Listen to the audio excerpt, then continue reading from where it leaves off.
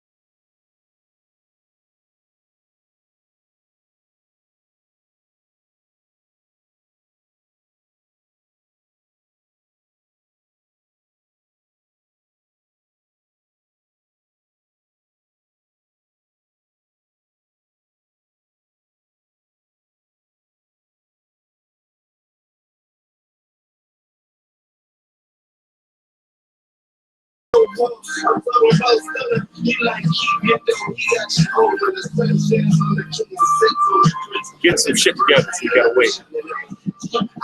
Gotta wait, relax, I'll be back. It's a pistol in a promise, a fist full of dimes, a list full of problems. I dress them like Leo boxes. Yeah, I'm from the waters, the Rio cockpit. We so out of it, sequel tolerance. Gangsta gumbo, I serve on a powder fit. I'm broke, still fucking with that black shit. But yeah, some hit beat teachers I can trip. So I'm slipping like calling, but shares loose niggas at the garden, tell the garden like trash. I hear it when they talking under ass. Stop blowing devils at the bulletproof glass. Fast, cash money, money, fire, we ain't running real high school and fuck the other side. Don't get caught on it. This the dailiest grind, I put your heart on it. Get walk on it, chunks on it, put the heart on it. How you catch your value, rich. Look around, we at the party, still in preparation. I'm riding for the reparations, more patience. Slow paper is better than no paper. Fast money don't last too long. You gotta face it. You gotta know that paper. You gotta know paper. You gotta know that paper. You gotta know that. Photophobia, no Kodak moments. Fans balls for my pictures on the knob. I ain't even in the school year. Too much rose and got a cool killer. Career book, get your career tip. I'm back at the blue ceremony. Bitch, cheer. Yeah, I'm much deer. The hunt steer playing by ear. You ain't nothing but a deer. I'm still a little hungover from last night. Long crazy story. As you know, we have Canelo versus Liam Smith, WBO 154-pound champion of the world. Excuse me. Oh, sorry. WBO champion of the world at 154 pounds. It's going to be on HBO pay-per-view. And truth be told, Americans don't really know who Liam Smith is. Why? Is because he hasn't had one fight televised in the United States. But yes, us hardcore fans know who Liam Smith is, or you should. But then again, I'm going to take some shots at some of y'all because I'm sure many of you, even though you may know the name of Liam Smith, you probably haven't really watched him fight. I'm sure many of you wasn't staying in the house on Saturday afternoons or early evenings, depending on if you're on the East or West Coast in the United States, to watch his fights. So people are saying that he's a bum and he's going to get knocked out and all that type of stuff. He may get knocked out, but he's not a bum. He's actually pretty good. Especially he's what I can call, or what I can say, a precise body puncher. So I don't believe that he's just going to go on there and just lay down to Canelo. Now, if you don't know, Liam Smith is the brother of Paul Smith. Paul Smith fought Arthur Abraham, George Groves, James DeGale, and most notably, most recently, the big name he's fought, or the biggest name he's fought, has been Andre Ward. Caleb Smith is the WBC #1 contender at 168 pounds, and right now he looks like the best Smith brother, in my opinion. You got Steven Smith, who fights at 126 pounds, and he's the WBC something champion. The Smiths come from a family of boxers, and Liam Smith, if you were to define him as something, you could say he's a pressure fighter, power puncher. So, of course, Canelo has great skills, and people are giving Canelo shit because they're saying, well, you know, you ducked Golovkin, you dropped your belt. Because remember, in Mexico, they don't fuck around. You know, if you ask for your belt, they give it to you. And what I don't like is they're saying that, or media reports. Now, I know the truth. Media reports are that Canelo and Golovkin is done for next September. Now, it's a verbal agreement. I don't trust none of that shit. What happened to the verbal agreement of them fighting this May? You know, so until it's on paper and a contract is signed, I don't believe in Canelo versus Golovkin. I don't. Also, we got to wait till 2017. 2017, you know? It's just right now, since Golden Boy Promotions and, you know, and Canelo, mostly Canelo, lost what was it, like $8.5 million or something in a recent lawsuit. It would be devastating to the career of Canelo if he was to fight Golovkin right now and lose. And many believe that he will lose to Golovkin if he fights him. So if he was to fight Golovkin, you know, in September, then, or in May, and he loses, his stock drops tremendously. So what I feel Golden Boy is trying to do is they're trying to milk Canelo and make as much money for Canelo as much money as they possibly can before they put him in there with a high risk like Golovkin. And when it comes to the 154-pound division, there was only a certain amount of names that Canelo would have been able to fight. Because when you look at the political landscape, we're going to look at it right now. It was only with so many fights he could take, and also he couldn't take another fight at Canelo weight, 155 pounds or 160 pounds, because it would have made things worse as far as fans saying, well, why don't you fight Golovkin?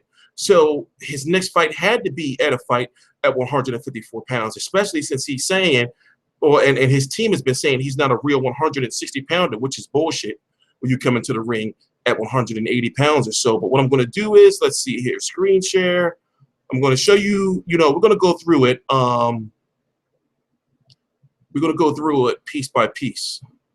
So, by the way, this is fightnews.com. The reason why I use this website is because they have all of them, and they do a pretty good job updating it. You know, I would say on average every 2 weeks or so. You know, I mean, it depends. Now, you know, the rankings come out every month, but they put it this way: they do a good job, you know, having the rankings in order, and they show them all on one page. So let's go to 160, and let's talk about who Canelo could have fought and who he can't fight. Now, when you look at 160, now, of course, you know, he dropped his WBC title, and removed him from there. When it comes to the WBA, he wasn't going to fight. Put it this way, just cancel out 160 pounds, because if he would have fought anyone up here, then it would have made the Golovkin thing much worse, and then it would have been worse if he would have dropped his WBC title to Golovkin, in which he did, and for another title at 160, like the WBO. It just would have been like, well, you ducked Golovkin to fight Billy Joe Saunders, so let's go to 154. Now, when it comes to 154, Jermell Charlo is an Al Haymon fighter. Erislandy Lara, he already beat him. Despite the controversy, on paper, he beat him. And more importantly, he's an Al Haymon fighter. IBF, Jermell Charlo, an Al Haymon fighter. So who's left at 154 pounds for him to be able to get a title against? Liam Smith. Now, when it comes to the WBO is like this. They be on some bullshit sometimes. Basically, it's no better way to put it. They be on some bullshit. Also, this is a title that's heavily aligned with the promoter of Liam Smith, Frank Warren, and Bob Arum. And you might as well say, you know, HBO too. You might as well say. So, as you see, they got him ranked #1 at 154 pounds. So, which means they knew beforehand that he was likely going to, you know, try to fight Liam Smith. So when you look at, you know, the other rankings, where's Canelo, you know, ranked at? But yet the WBO, they got word that he may be interested in fighting Liam Smith. So they said, okay, well, let's make sure we throw him in the rankings just in case, you know? So when you look at who he could afford at 154 pounds, like who, you know, like put politics aside. I mean, put politics aside. Of course, I would have loved to see him fight, you know, any of these guys. But a fight with Jermell Charlo would have did as much on pay-per-view, if not less, you know, than the Liam Smith. Maybe. I don't know. Maybe. And then, of course, with Erislandy Lara, then what, a rematch with Cotto, and then there was the talk of Gabriel Rosado. You know, it's a joke. Now, one good thing that may come out of this, which is kind of going to show us who Canelo really is when it comes to the WBO, despite all the bullshit that they're on, they do enforce their mandatories. So if Canelo was to beat Liam Smith, then his next mandatory will be either who? Demetrius Andrade, and fuck Cotto. Cotto on some diva shit. So you might as well not even count him. He's just fighting for money these days. You know, and Demetrius Andrade. So Demetrius Andrade could possibly be the #1 contender. But yet Demetrius Andrade is also a contender over here for Jermell Charlo. And he wants to fight Erislandy Lara. As you can see, he's ranked high by the WBA too. And of course, he would fight Jermell Charlo. But I'm pretty sure that Demetrius Andrade, if the WBO were to order it, wouldn't fight Jermell Charlo, wouldn't fight Erislandy Lara, wouldn't fight Jermell Charlo. He would try to get on pay-per-view and fight Canelo Alvarez. But will Canelo fight him? Now, that's when things are going to get tricky. Now, I feel that Canelo is really in like a no-win situation, because he's going to duck somebody. You know, he's in a situation where within the next year, he's got to fight big fights and he's got to fight big names. You know, Golden Boy has been really doing their best to try to get him as many wins as possible to keep him marketable, but the walls are kind of closing in on him. For example, it has been confirmed that they were really, you know, interested in fighting Pacquiao, whether they reached out to Top Rank or not, because Bob Arum says, you know, they didn't reach out and all kind of, whether they did or not, they were really considering fighting Pacquiao, you know, and for them to fight Amir Khan, who's a smaller fighter, then the Pacquiao, that's just going to show, you know, that they're trying to get Canelo as many basically bullshit wins against big names as possible. You know, so now, in my opinion, he's in deep water. And don't be surprised. Go check out some Liam Smith fights. Even though Liam Smith hasn't been fighting anybody, you know, of note, still he's a pretty solid fighter. He's a pretty solid fighter.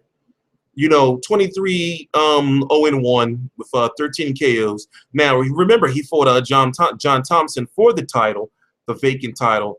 And let me see, I watched this fight. I watched this fight. I watched this fight. I started watching him during this one, Jason Wellborn. Now I never really thought, you know, that he would like become like a serious threat at 154 pounds. But I did really think like, okay, you know, he does have some skills. Now I'm pretty sure you guys didn't watch the fucking Jimmy Kelly fight. I'm pretty sure many of you, unless you're from the UK, didn't watch the David Romero fight or the Zaltan Serra fight. So, you know, just don't go throwing him under the bus just yet, because he does have some skills. You know, he does have some skills. But for him to be on HBO pay-per-view, it's just, you know, American fans don't know who he is. In fact, let's see, has he ever fought in the United States? Has he ever fought in the United States? I don't believe he has. Nope, he's never fought in the United States. And none of his fights have been televised in the United States. So it's a tough sell. You know, it's going to be a tough sell. And also, I'm wondering, you know, the Smith family of boxers as a whole, they have a good, you know, solid following. But I'm wondering if Liam Smith fans are going to really come over here to the United States, you know, like Ricky Hatton. You know, and I use Ricky Hatton as an example because, you know, the UK really followed Ricky Hatton all the way over here. But, you know, he was fighting Mayweather. He's fighting Mayweather. He's fighting Mayweather.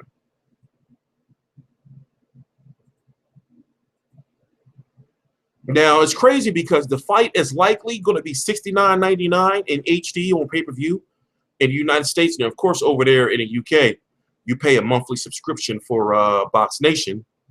Hold on, I'm reading the comments. I'm reading the comments. And remember, a lot of people have been talking about this like recently over the last month or so. But before Canelo fought Amir Khan, Golden Boy had reached out to Liam Smith. So this is a fight that they were yeah, Liam Smith did struggle with Jimmy Kelly. I did see some clips of that. I'm gonna watch that again. But like I said, you know, okay, if I was to give an opinion, if I was to give a prediction, I'm going to say Canelo. You know, I'm going to say Canelo by KO.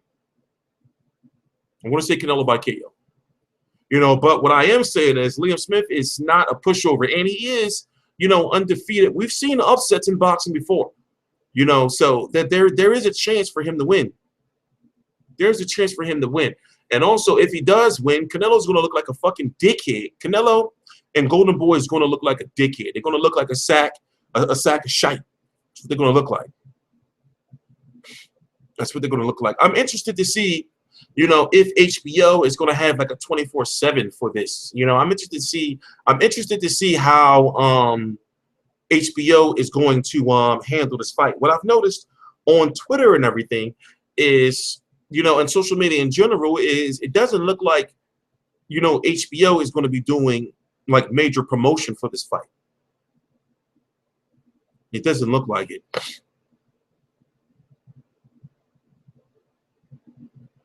No, I'm not. What's your name? Double O Pillow, whatever fucking kind of name is that? I'm just saying that there's a chance. There's a chance that Liam Smith can win. Do I feel he's going to win? No. There's a chance. You know, he does have some skills. He's going to have to up his work rate, and also we're going to have to see how his chin looks. Simple as that. Let me go. Let's go look at their promo. By the way, shout out to a friend of mine. I don't know if you want me to say his full name, but his name is Corey. Office Honcho Editing.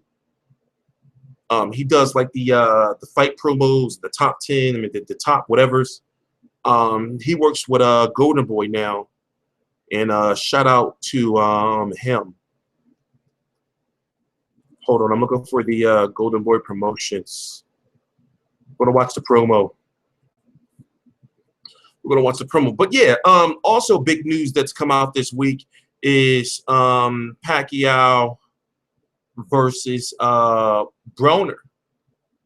Now, what we've learned is that the vice president of Golden Boy Promotions, Eric Gomez, when talking to the media, has said that he knows for sure pretty much that Pacquiao versus Broner is a done deal for later on this year. Now, I talked about it in a former video, and I understand it's a shame that I haven't been able to do videos, you know, consistently on a consistent basis. Trust me, I'm working toward getting back to that goal every day. But we talked about it, you know, a while back, where Al Heyman and Bob Arum are on speaking terms, and they're working with each other. That part of the Cold War is over. That part of the Cold War is over. I said it, what was it, about 2-3 weeks ago, that I got news that they were working on a major pay-per-view card for later on this year. And eventually, maybe this year, likely this year, you're going to see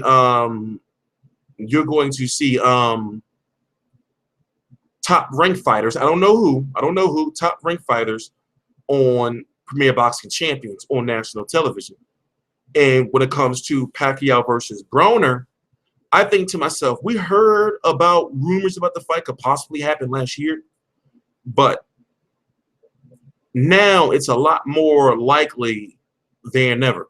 For example, even though Broner has losses to you know, Maidana and Sean Porter, he still is marketable, and he can sell a pay-per-view, especially when you have Pacquiao's name as well. Now, will Adrian Broner beat Pacquiao? Does he stand a chance? No. Even though Pacquiao's work rate has slowed tremendously, Pacquiao is not the same Pacquiao that he was, you know, 3-4. Basically, he's not the same Pacquiao he was before he got Marquez, before he got put to sleep. Even this Pacquiao today would outbox and likely smash up the face of Adrian Broner. He, you know, one thing about Pacquiao is that left hand is not a myth. You know, that left hand is serious. That left hand will fuck you up. You know, and I see him smashing up Adrian Broner's face. And also, Adrian Broner he doesn't move. He doesn't move. You know, his clinches look fucked up, and he doesn't cut off the ring. You know, so I don't know. I don't think so. I don't think it's going to happen. It's not going to happen.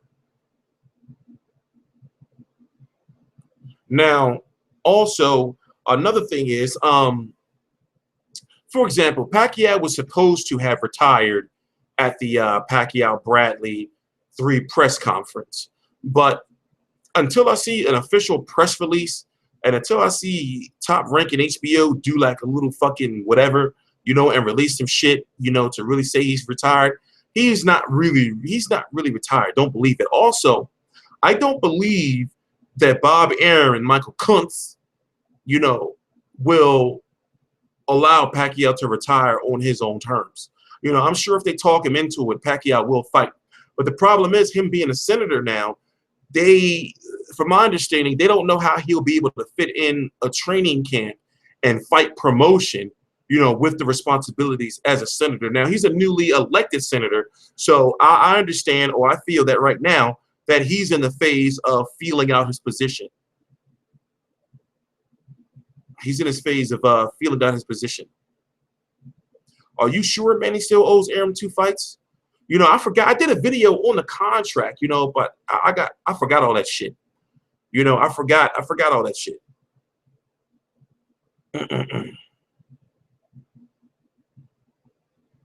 Manny's not buying out of no contract. I'm sorry.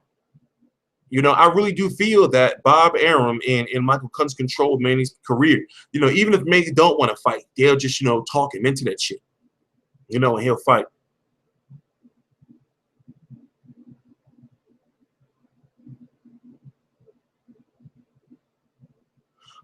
But it'll be a good fight on paper, and maybe it could be built up to Mayweather Pacquiao too. Here's what I feel about that, and I'm not going to spend too much time on it because people are tired of it. Whether you like it or not, you know, you would buy Mayweather Pacquiao too. You know, now I'll say it again. Even if Mayweather Pacquiao does 40% and that's low. Just 40% of what Mayweather Pacquiao 1 did. It would still be one of the top 3, 4 seller pay-per-views of all time. So, you know, don't give me that shit about I'm not buying it. Fans don't want to see it and all that. You'll pay. You'll pay. You'll pay. Because what you going to do when everybody else watching the fight? What you going to do? Like, I'm not going to no party. I'm not watching that shit again. What? The city is going to be lit. Still.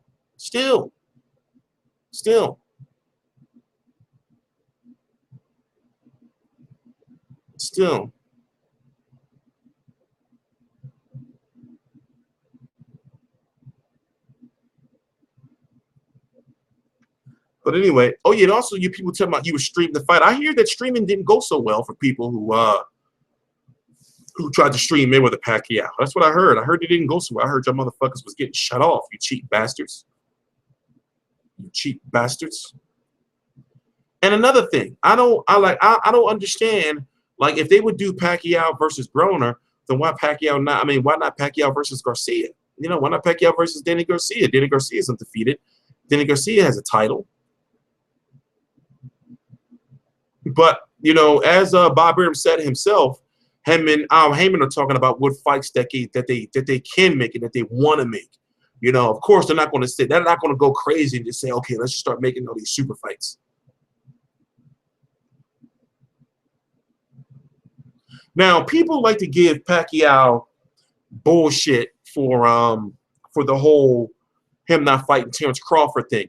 Now, Pacquiao, I believe, is taking the blame for that. I believe that Pacquiao is taking the blame and saying, you know, as far as you know, saying that he didn't want Crawford. But I really believe, knowing what I know with the politics of boxing, I really believe that it was more so Bob Arum and HBO that didn't want Pacquiao versus Crawford. Why? Is because Crawford is not a big enough draw yet. You see how they're talking about struggling to try to sell Postol versus Crawford. You know, so I really believe that when it came to Pacquiao versus Crawford, Pacquiao may have been the one fall on the sword and say, okay, I'll say I turned him down. You know, but it's a money thing. Crawford is just not a real big draw just yet. And they went with Timothy Bradley because that's the safe bet. You know, even though Pacquiao versus Bradley 3 wasn't a tremendous success, you know, it wasn't a success at all. It still did better than Pacquiao versus Crawford would have been done. So you got to look at it from the business end of things. You got to look at it from the business end of things.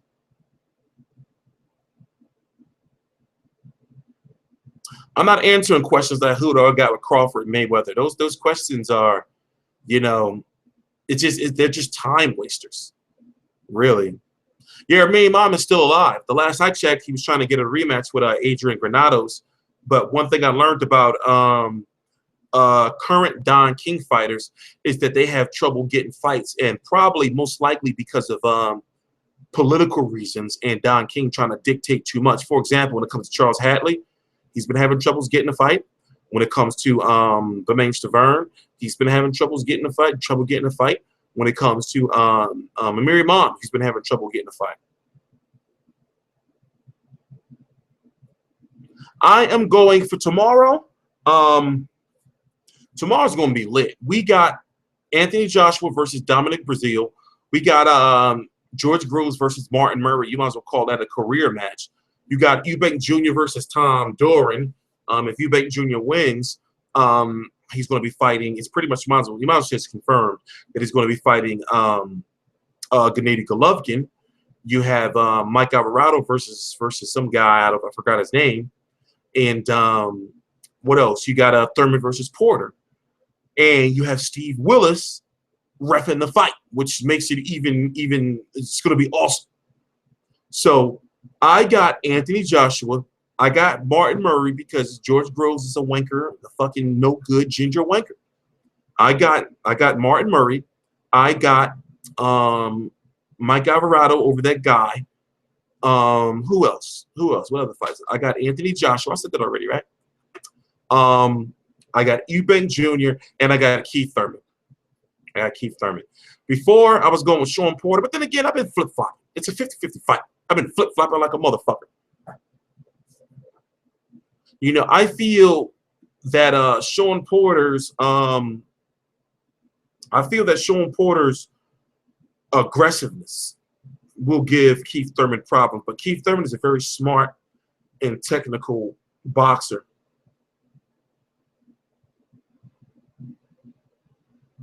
Smart and technical boxer.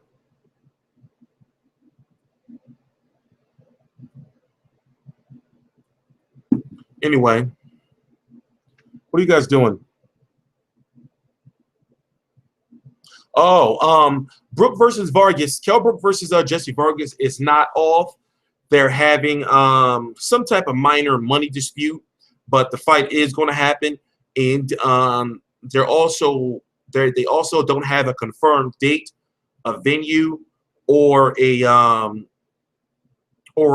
confirmed network. Now, over in the UK, it's going to be on Sky Sports, but over here in the United States, you know, they're going for HBO, even though Kell Brook's last couple of fights have been on Showtime. No, from my understanding, no, I'm not done with Fallout yet. I'm not going to ever be probably done with Fallout. I'm one of the type of people that do everything, you know, so I'm not done with it. And here's the thing about this is my personal opinion about Kell Brook and Errol Spence. If Kell Brook beats Jesse Vargas, I feel that he won't fight Errol Spence because he'll have better options that he'll likely feel comfortable he can beat in a Keith Thurman or a Sean Porter winner or a Danny Garcia. You know, for example, if Kell Brook beats Jesse Vargas, he'll be the WBO and IBF champ. Eddie Hearn and Kell Brook can sell, like, you know, we're not going to fight Errol Spence right now because we can go after another unification. And I'm pretty sure they feel they can beat Danny Garcia, get the WBC, you know, and if that doesn't happen, I feel that he'll move up to 154 pounds and talk about, you know, how he can't make the weight. So I really don't ever see Kell Brook versus Errol Spence happening. You know, I don't, because remember, a unification comes before mandatory. So even though Errol Spence will likely be a mandatory when and if he beats Leonard Bundu, which is happening on August the 21st, then, you know, if Kell Brook beats Jesse Vargas, he can just try to go after Danny Garcia. You know, of course, if Al Heyman wants to pull some politics, he can say, no, you can't have Danny Garcia, or you can't have Errol Spence, or I mean not Errol Spence, Keith Thurman or Sean Porter, and somewhat force Kell Brook into either vacating his belt to move to 154 or just fighting him.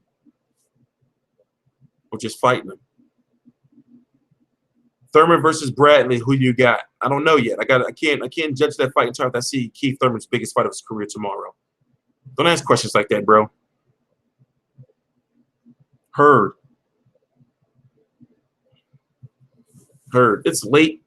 I'm still a little hungover. It's fucking 11 p.m. Tomorrow, I got to do like a fucking full 24 hours, basically.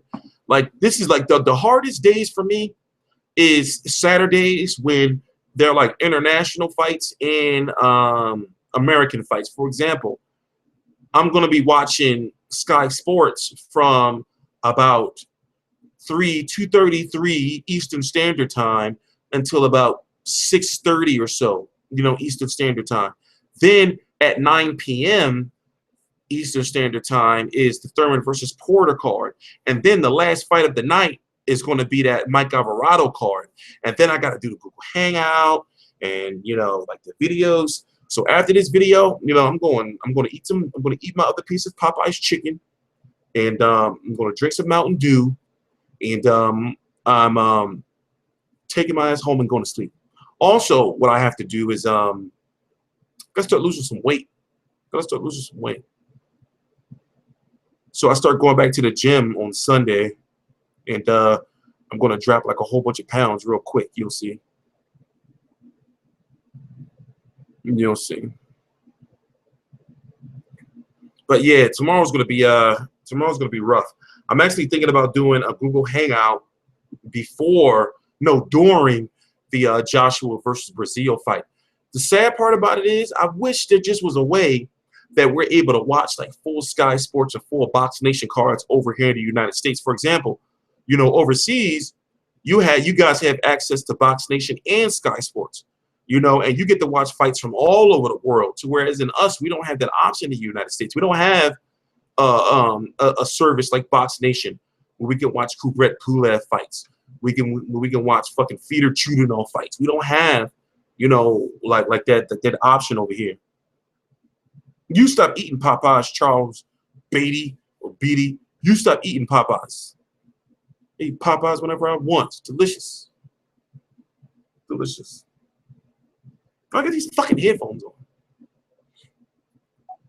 on. Anyway.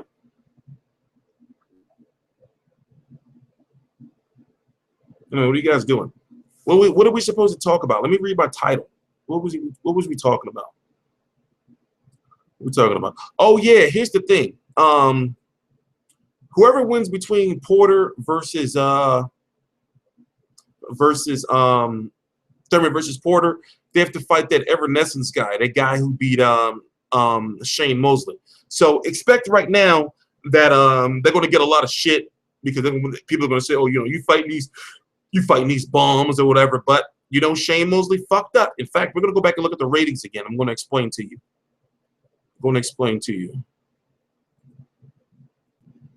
And I'm going to eat some chicken in the background. Let's go to 147. So this guy right here,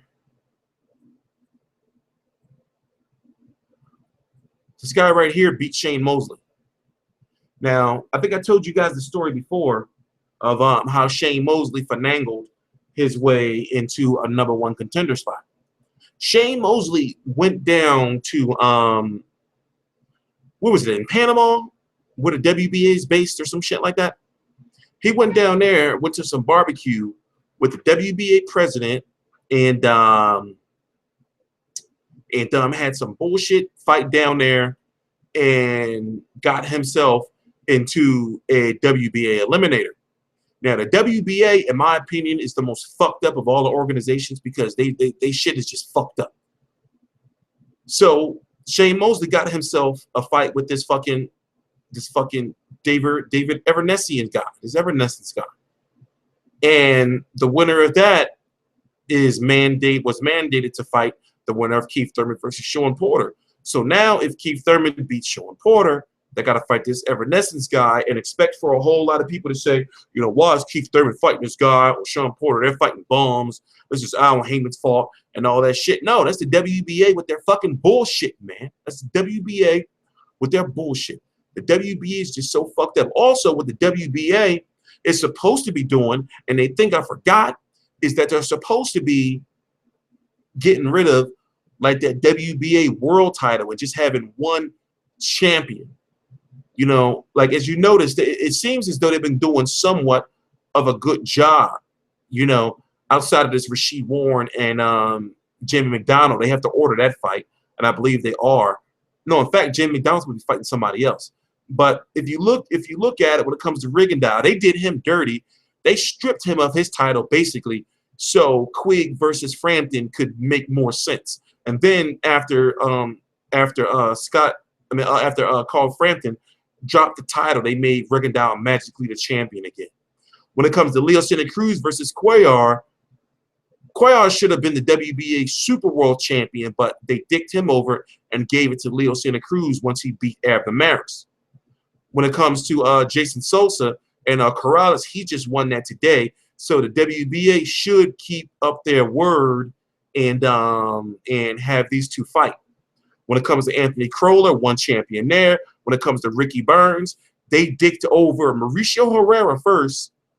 Then they dicked over Jose Benavidez, because when Adrian Broner fought Alak Verdiev, they made that for the Super World Champion. But now Ricky Burns is the champion. I wouldn't be surprised if they named somebody else a fucking champion. That's how fucked up the WBA is. Of course, Floyd Mayweather retired, so he's not WBA Super World Champion anymore. Keith Thurman's the only champion there. When it comes to Arizona Law and Jack Calcade, they need to order that fight. And in fact, this is kind of fucking weird because I'm wondering, did they make Arizona Law the Super World Champion now that I'm looking at this? Because Floyd Mayweather was the Super World Champion. You know, so when it comes to Danny Jacobs versus Gennady Golovkin. Now, here's the thing that's going on with that. Danny Jacobs, it's pretty much confirmed that Danny Jacobs is going to be fighting Sergio Mora in a rematch of their August 29th, not August 29th. What's August 29th? Well, August ESPN fight when Sergio Mora broke his ankle. Now, the WBA had said that if Canelo versus Golovkin didn't go through, they would order Golovkin versus Jacobs. Well, the WBA got word from Heyman that Danny Jacobs was interested in fighting Sergio Mora in a rematch. So therefore, they held back on ordering him to fight Golovkin.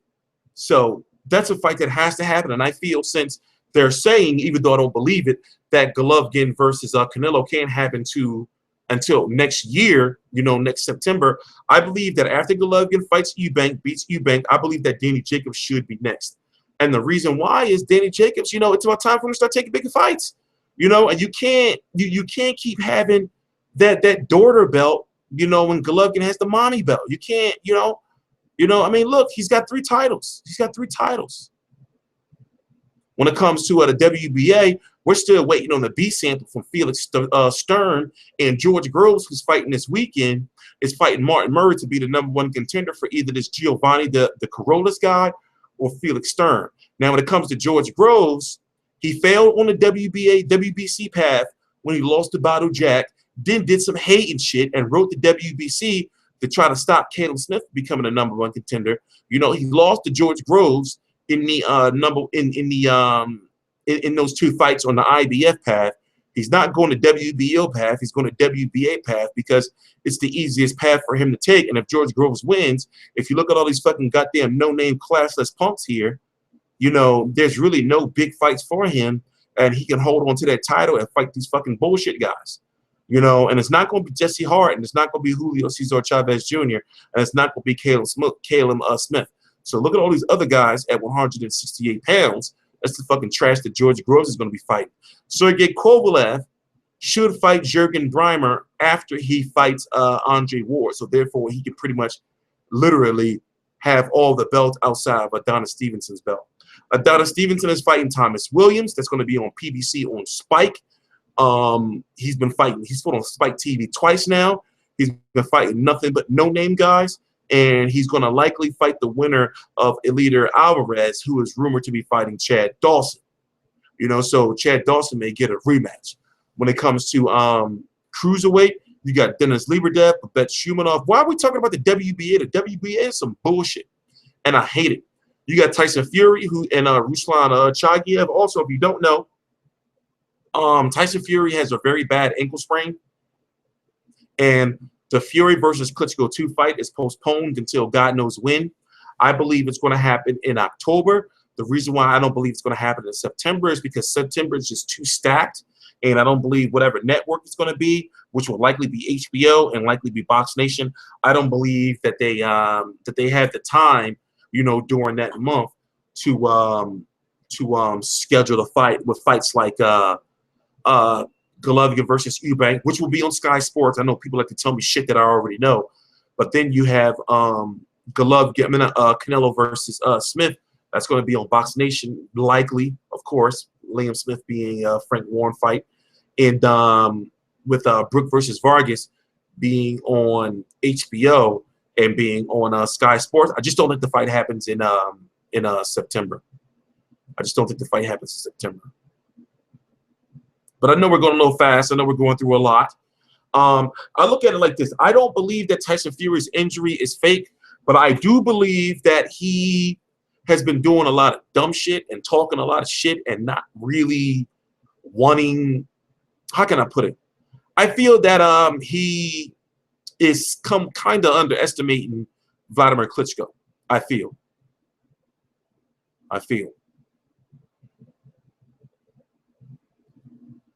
You know, and one thing, you know what I hate is like when people, for example, I may not do videos. I may not do videos like every day, you know, like I used to. And I may not, you know, update my social media as much as I used to. But when it comes to like boxing news, I be knowing all that shit. you know, and I get the shit likely before you. So it kind of like pisses me off, even though I know it's kind of petty. In fact, it's not kind, it is. Like, I kind of get pissed off when people just start telling me shit I don't know. Like, I'll say some shit like such and such will be fighting on this date, and they'll be like, well, you know it's going to be on Sky Sports because they don't. It's like, I know already, man. I know what fighters fight on what networks, man. I know what fighters fight on what networks.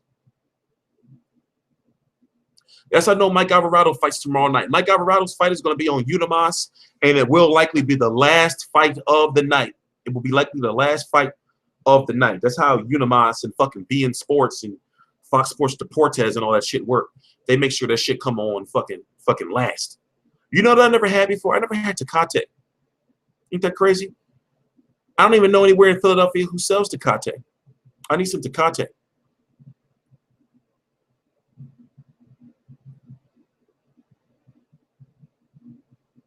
I don't know what's going on with Saddam Ali. Saddam Ali is, you know, I don't have any type of news on him.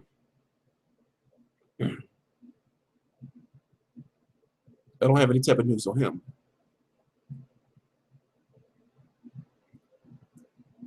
I don't even know what Tecate, like, compare a beer. What does Tecate taste like?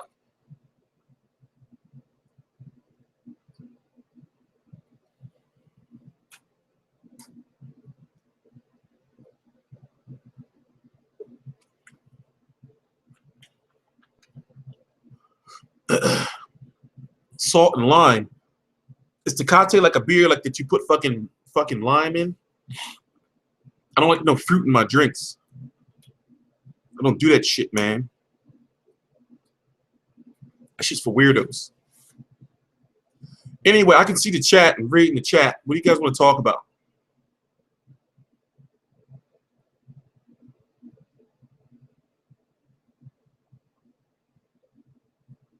I'm on my social media.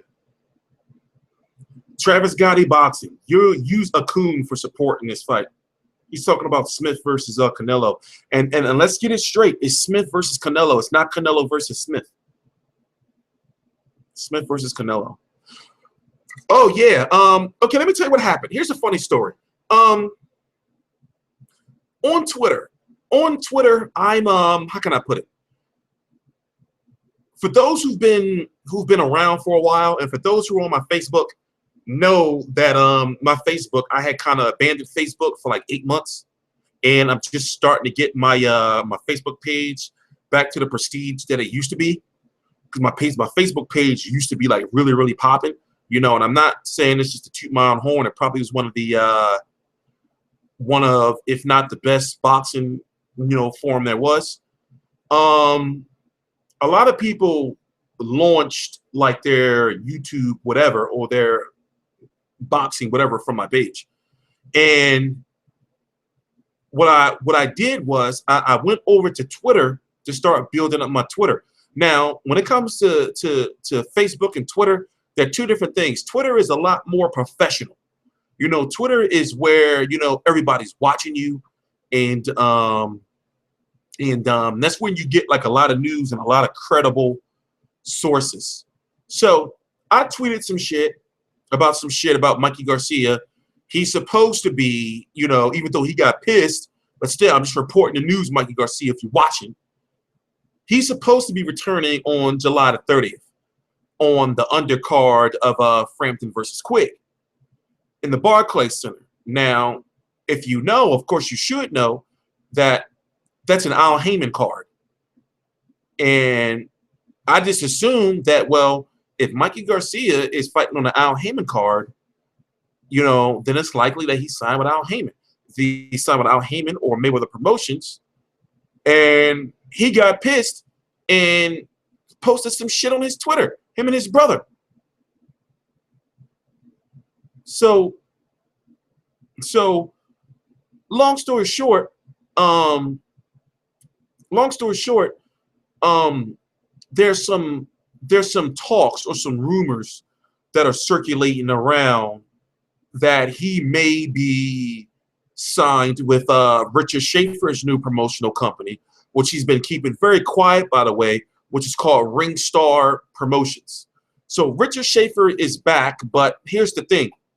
Richard Schaefer, from what I've learned, it's not going to be working with Mayweather Promotions or working with Al Heyman as far as under the same company, but he'll have his own promotional company and get his own fighters. No, dickhead, Charles. Are y'all trying to troll me? I put the comments up there. Can't you see the comments? So if you see the comments and you see your shit fucking popping up, then it means you're not blocked. But yeah, anyway, I believe that he signed with either Mayweather Promotions, Al Heyman, or Richard Schaefer. Now, I believe that it may not be Al Heyman. Why? Is because people don't want to believe it. You know, and people want to, I'm not gonna say people, certain media members want to try to soup shit up to try to fucking, oh, it's a 10-second delay. Yeah, that's about right. That's about right. I did up my, my internet. So, I'm not shooting in HD yet. I believe I'm shooting in like fucking 480p or 720p or some shit. I'm going to be in 1080p soon, you know, once I get everything sorted. But yeah, people like to soup shit up and try to fucking twist words up and shit. For example, I heard somebody say, I'm not gonna say no names, that Garcia versus Guerrero did 6.3 million households.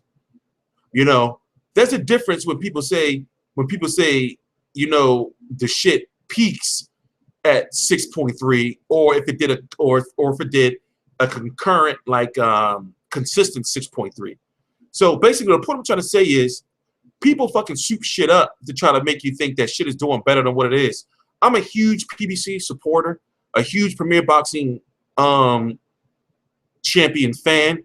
I even have, how can I put it, friends in high places when it comes to Premier Boxing champions.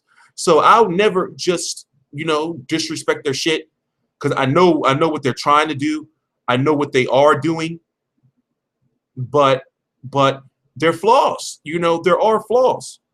So Premier Boxing Champions has been cutting costs, you know, in different areas. And also what you've noticed is Premier Boxing Champions purses are lower than they normally used to be, Also, you've noticed that Al Heyman hasn't been signing any fighters like he used to. So just to point that out, things are not, you know, as good as they used to be. And that's one of the reasons why you're seeing a lot of fighters starting to fight on HBO again. And also you're seeing Al Heyman being more willing to work with other promoters. You know, but some people just, you know, look, I already talked about that, Bobby. See, I hate when people do shit like that. HBO Sports cutting costs as well. I talked about that already. We know, yes, we know that. That's why fucking Crawford versus Postol is on pay-per-view. See, it's people like see, that's how y'all get. You know, you can't. What I noticed on YouTube is you can't talk about one thing or one flaw of somebody without talking about the other flaw. And then before you know it, you got some fucking long ass video talking about, well, you know, this person did this, but this person did this too. But then they did, but this person did that. Nah, I already know that, bro. We talked about that, bro. Yes, HBO has been cutting costs. Yes, their budget cuts are very clear and evident.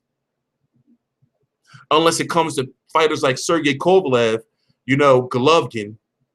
And actually, people think this is the fucking dumbest logic that I've heard. People think that HBO putting Crawford on pay-per-view is disrespecting him and it's racist. Like them putting Crawford on pay-per-view is disrespectful. Why they putting him on pay-per-view so soon? You know, they wouldn't do that to Lomachenko and everything. They set him up to fail. This is a multi-billion-dollar company.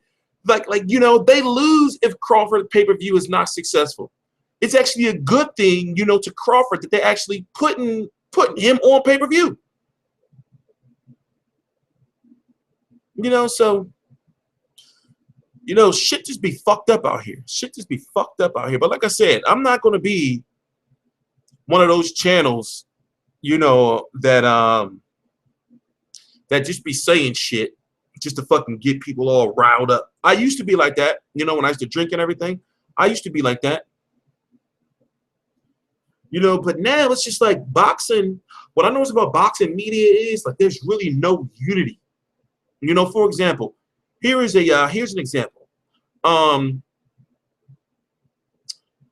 You have you have boxing media that don't like other boxing media because of their popularity or lesser popularity. For example, I'm not saying no names, but you have these big name media names, boxing media names, and if you take away their platform, then they can't sustain on their own.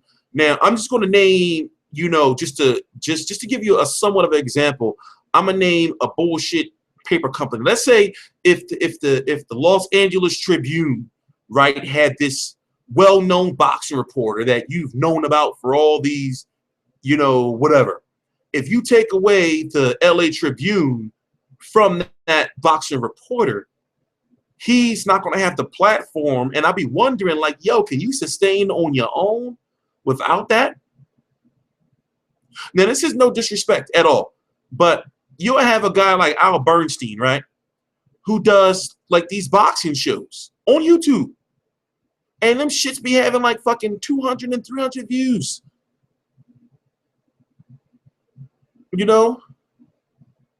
It's crazy. No, I'm not. See, y'all saying names. How am I talking about them? I'm not talking about them. See? Y'all throwing names out there? Y'all throwing, see? Y'all trying to start some shit. No, I'm not talking about them. I'm not talking about them. I'm not talking about them. But I do really feel that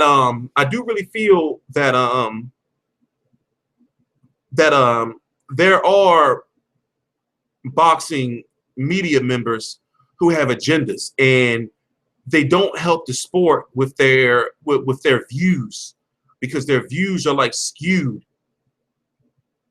You know, their views are like skewed. You know, and also they, you know, a lot of them don't come off as being being genuine. You know, a lot of people don't come off as being as genuine. You know, for example, okay, so I want to, okay, I'll say this. When it comes to Eli Segback, his content is legendary. His content is legendary. You know, but he just be on some shit sometimes. Sometimes he just be on shit, and you be thinking like, do you even know anything about boxing? But yet his channel and his content is legendary. He has priceless, you know, shit. Like when fucking Alex Ariza kicked Freddie Roach dead in his chest. How did he kick him so high? He had this big ass footprint on his chest. Big ass footprint on his chest.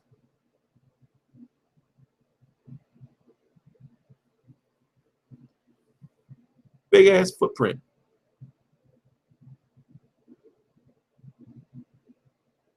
I did. Yes, that was me, the rich child. Yes, I was talking about him in that video. I was talking about him in that video. See, here's the thing. I don't have any problems addressing like how I feel about other like media members, because it's like, if you feel some type of way about me, then, you know, talk about it. You know, talk about that shit. I talk about you. I've done it. You know, but there's a lot of channels that I feel are so gifted, like they're good, like they're really good at what they do, and they really have good qualities, but they do like fucked up ass fuckboy shit, and I be thinking like, why? Like, yo, you got a fucking cool ass channel, like your system is cool, but you know, they just do fucked up ass shit. You know, like I know, for example, I know that if I was on the West Coast, or if I was in like Vegas, you know, or like California, where there's like press conferences and shit like every week. What? You know, to get like to the good press conferences and the good media events, I gotta drive 2.5 hours to get to New York. I gotta drive 2.5 hours to get to New York. But no, I don't have. Put it this way, I don't have like a problem with other boxing channels. I don't. Like as far as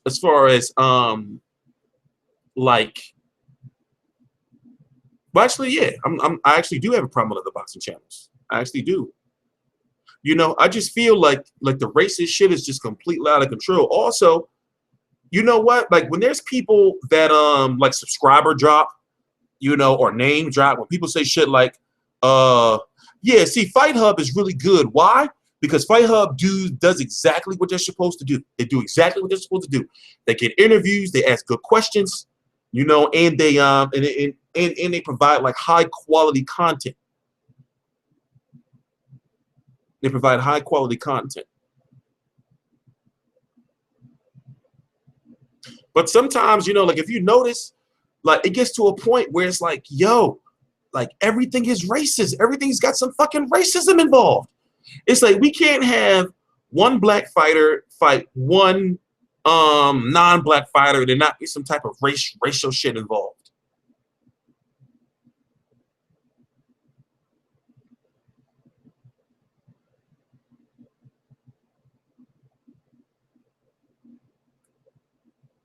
But you know, I'm at a point in time and right now where I'm really trying to like change things.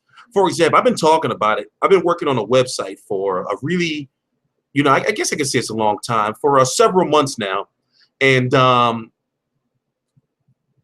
I can't talk about it the way I want to. Is because what I've noticed is I got like spies who are fans, and what they do is they watch my videos and they use the shit that I say and the shit that I do to better their shit. You know, so I can't talk about things like I used to before because people steal my shit. You know, so I'm really working on something big, and once it's done, it'll be able to answer like all your questions about what I've been doing and what I'm trying to do. You know, but I really have to keep shit like real like close to the chest just to avoid, you know, copiers. For one, people don't have like there's not like a lot of creativity out here anymore. It's not a lot of creativity out here anymore. Well, boxing scene, in my opinion, is the best website out there for boxing. Because for one, their sources and their credibility and just their team, you know, their team is the best. Is the best. It's the best. You know what I don't like about I'm not gonna say the channel's name, but I'm talking about what's his name, the best 12,700. That last channel you mentioned.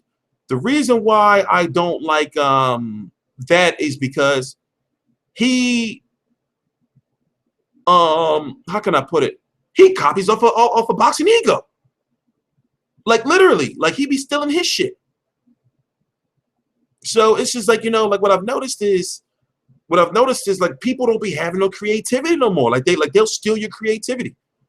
You know what I hate? Like when I post some shit and then I'll post like a post on my Facebook or something. And somebody will take that actual post, the actual words and everything, word by word, post it on their page. And like they said the shit.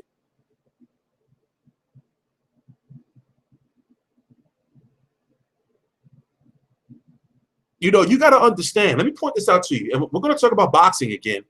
But this is my show. I talk about what I want.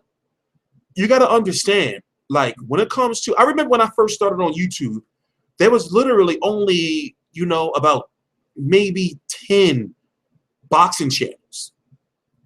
You know, maybe 10 boxing channels. And now you have like so many. And what I noticed is people think they can get rich off the shit. People try to like they do anything and everything that they can to try to get videos to go to 50,000, 100,000, you know, views and plus. You'll have somebody, right? They'll have some shit that say such and such full fight one day, but then 3 weeks later they'll change the title and try to act like didn't use the full fight trick to get the views. You know, so you like what I noticed is it's a lot of like it's just not the same anymore. Like it's like this, like the boxing community on YouTube is like polluted. It's polluted. For example, I had this one motherfucker, AJ Knows Boxing. I don't even want to start. I don't even want to start with that because he's the type of motherfucker that rat on you, report your videos and shit. But oh man, you don't want me to start with that guy. Like literally, he was literally stealing everything. He was sounding like me. I'm not gonna get into it. I'm not gonna get into it because I'm gonna sound like the bad guy. I'm gonna sound like the bad guy. But anyway, what do you guys want to talk about? What do you guys want to talk about? What do you guys want to talk about? I'm here for a here for a couple more hours. Here for a couple more hours. What do you guys want to talk about? I cracked my new phone. It's kind of painful. I cracked it. You see it? It sucks. It sucks. Lar versus Andre. Oh, people ask like why my subs are so low. I got damn near 23,000 subscribers. You know how hard that is? And also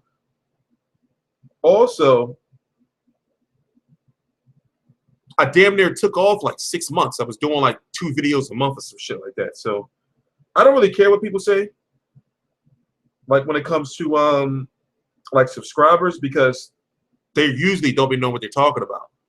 And subscribers don't make, like they do make the channel, but that doesn't it's not a race. My channel's not even like even though I've been on YouTube for a while, my channel's not even 2 years old.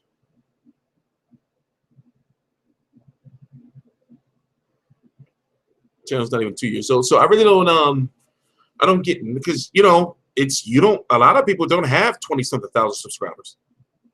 And also I know the formula to get more people in. I just got to be more consistent and do more videos. So, you know, a lot of people don't know that. They think the shit is just, you know, these subscribers just don't pop out of nowhere.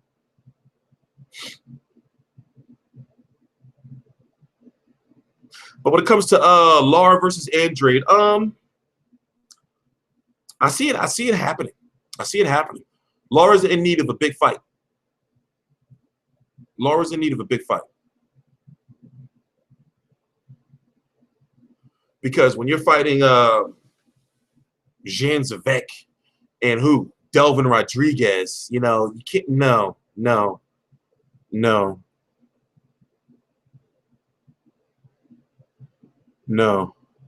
What other YouTubes do I watch? Boxing? Honestly, I watch it depends on what you're asking. Like, where do I get like my content from? When it comes to interviews, like I watch IFL, I watch Fight Hub, I watch Fight Hype, I watch Boxing Gossip, Carcino every now and then. Depending on, you know, what interviews it is, Dante's Boxing Nation. And of course, I watch the Boxing Voice. Me and Ness are like really, really cool.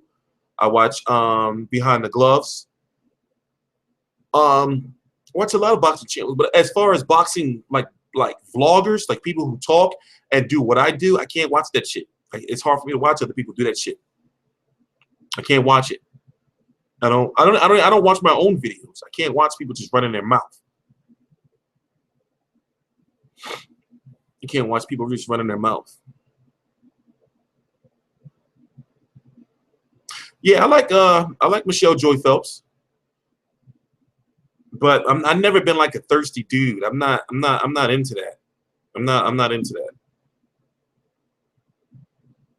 You know, I know like people become like dudes becoming a head neck like all day, every day. That's not my twist.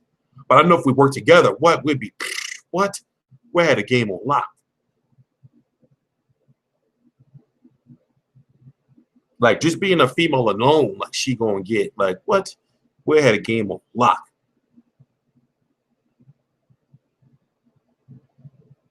Yeah, I believe Radio Raheem is the best interviewer in the business, in my opinion. Just my personal opinion. No, it's not that I don't have a type. You know, I just never been like a thirsty dude. I don't chase like I don't chase females. I don't be like, oh yeah, you bad as shit. Oh my god. You know, I don't even like be looking at these chicks like that. I've been to multiple events with Michelle Joy folks were there, and you know, Christina Poncher and all that. I don't. It's not my twist. It's not my twist.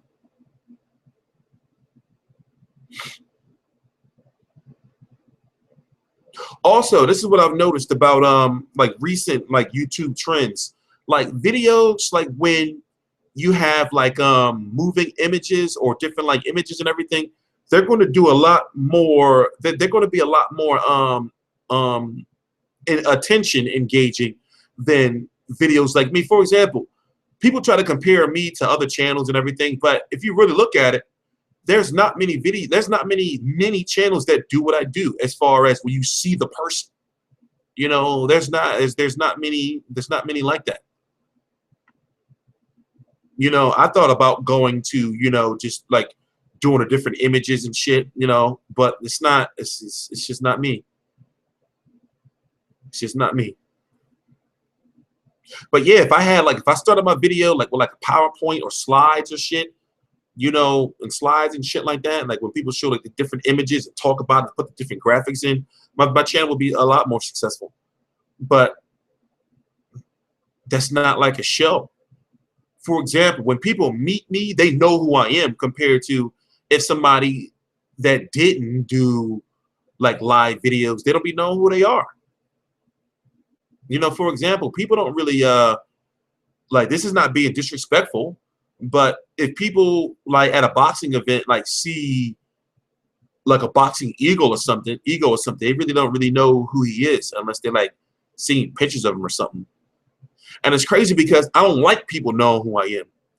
You know, I'd be surprised sometimes when people be like, oh yeah, you Tstreet such and such and all that shit. I'm not really like into that. I'm not wearing no suit and tie. It's not, see, shit like that make me mad. People be like, you know, you should start being more professional and wear a suit and tie. That's not how I roll. I'm sorry. I'll do my shows the way I want to do them. You know, like when I go to a boxing event, yeah, I look professional, but no, I don't. That's not me. That's not me. You know, and also that's not the way. You know, like why? Where's this written that you have to wear a suit and tie? Where? It's not.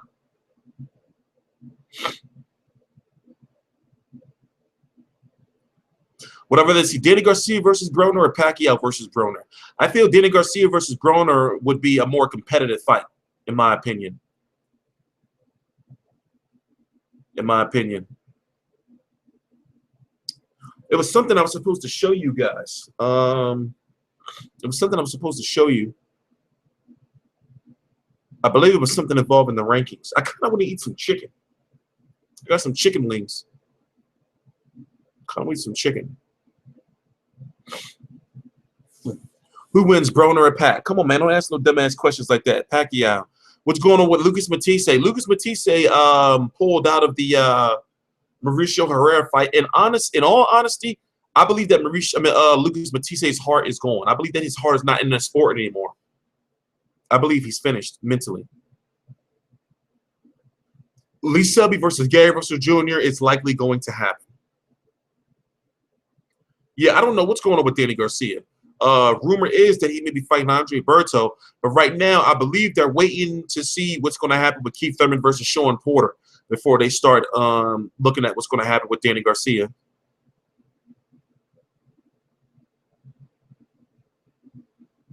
Yeah, I believe Matisse's heart is gone. I believe that like it's just I believe that he really doesn't want to fight anymore. Just like Mauricio Herrera, where he fought Gomez.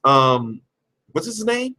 And I really feel that Mauricio Herrera just really didn't want to fight that dude, and he didn't put his heart into it. He was really like set on fight Lucas Matisse. And it's crazy because I feel Mauricio Herrera is probably going to get more fight offers now because people think he washed up. I don't know what's going on with Timothy Bradley. Timothy Bradley, y'all forgot he just fought in April. We're in June.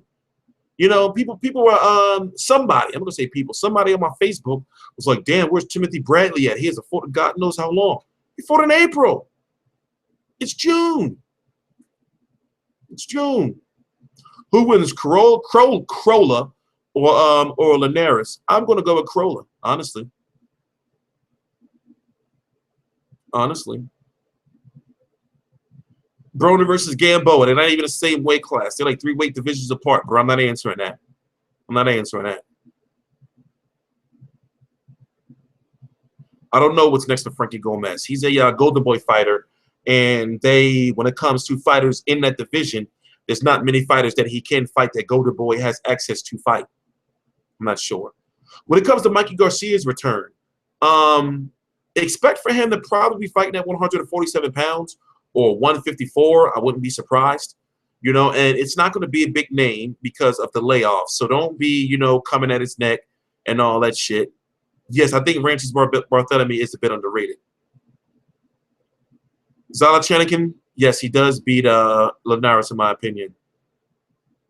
First of all, I talked Thurman versus Porter at the beginning of the video. Like, do y'all not understand this is a live stream? Do y'all not think to yourselves that maybe he talked about this shit before when the shit started? Corley versus Jab Judah rematch. Oh, y'all just asking dumbass shit. I'm not even, oh, no. I got to stop feeding into this. Y'all just asking dumbass shit. I'll be right back. I'm going to get some chips. I'll be right back. I'm going to get some chips.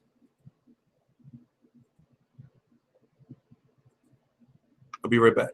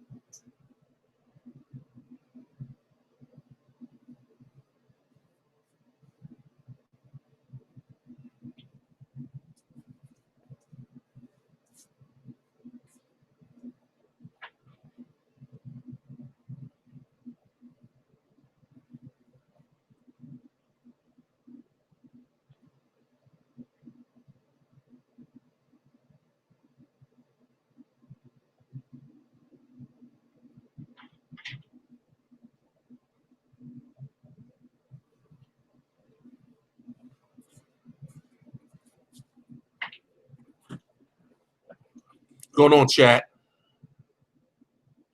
What are you guys up to?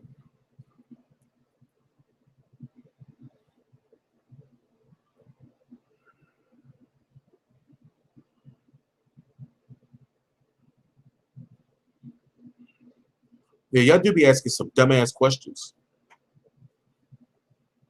I don't know what be going on.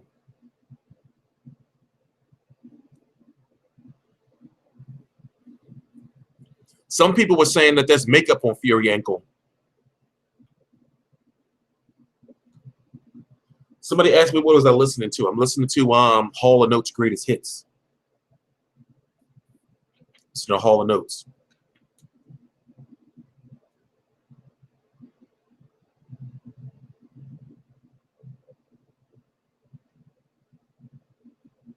Remember last year when PBC used to have fights every week? PBC used to be lit. And it's crazy because a lot of people don't remember, but PBC only had a 2-year contract with NBC and like a 1-year contract, you know, with the rest. So by March of 2017, we may not have boxing on free TV again.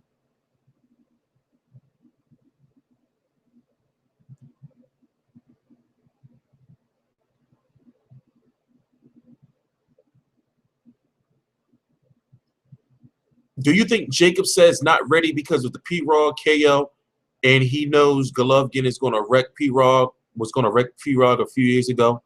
I don't know. Don't know.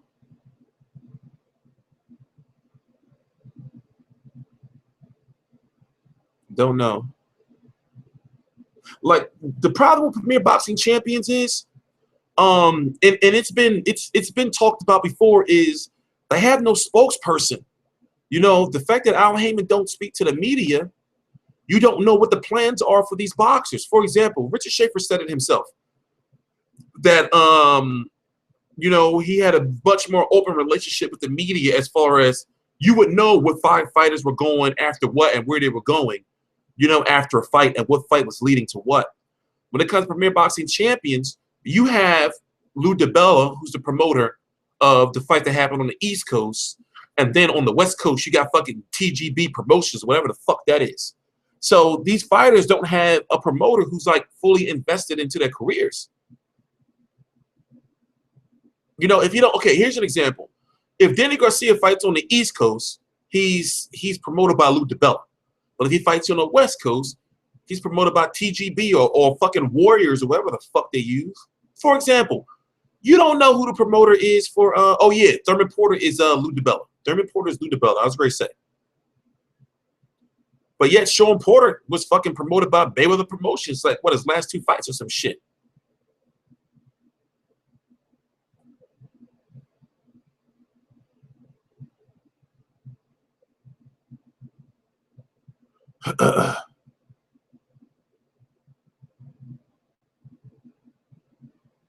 Exactly.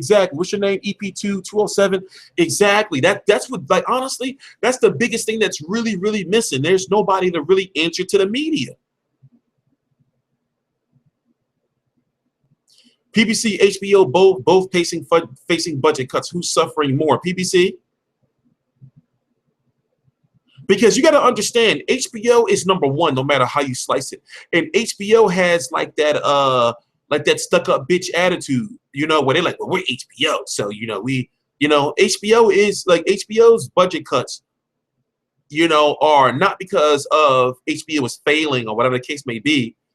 You know, it's just that they're trying to squeeze shit out. You know, they're trying to squeeze every nickel. You know, you're a goddamn idiot. You're a goddamn no good idiot if you think that HBO, you know, is running out of money or some shit like that. HBO's cutting corners with boxing is because the ratings, you know, have been suffering because there's not really any really big stars. But once again, this is going back to what I was saying earlier in the video. People will try to manipulate you. You know, other boxing media members will try to manipulate you because they got their own agendas. And it's a shame because they have large audiences and they're spreading this dumb shit to their audience. They'll say shit like, well, you know, Farfara versus Smith did 1.3 million households. You know, when was the last time HBO did 1.3? That was like some fight that happened several months ago. But you got to understand, free television ratings versus paid television ratings are totally different. If you're fighting on national television, you should be doing 3 million views plus, 3 million households plus. You know, so even though these fighters are fighting on national television and they are getting the biggest audiences that they've ever had before by default because it's national free television, it still doesn't compare to a paid HBO television. It still doesn't compare. Prediction numbers for Canelo versus Smith. I'm going to say about 300,000, 250,000, 300,000 pay-per-view buys. Something like that. About 200, 300,000, 250 to 300,000 pay-per-view buys, something like that.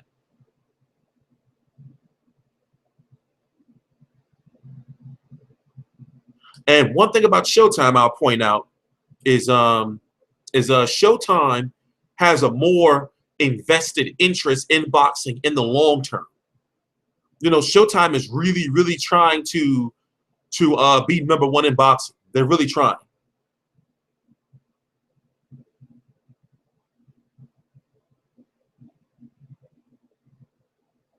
Showtime's spending money on boxing.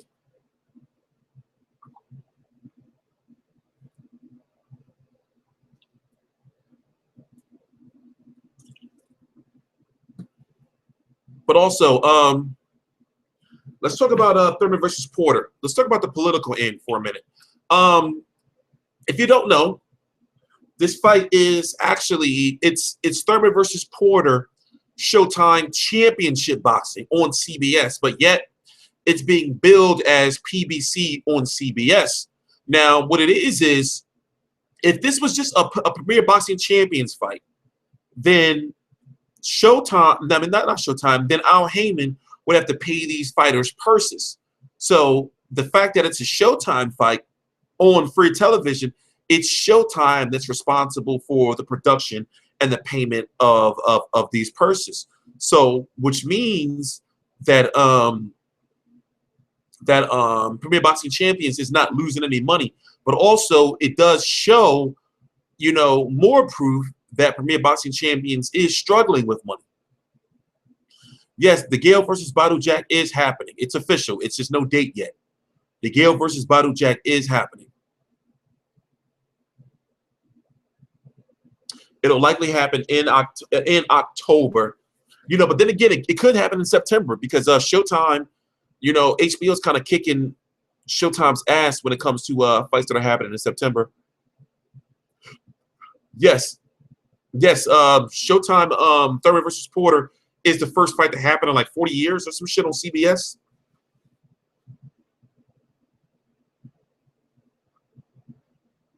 Some shit like that.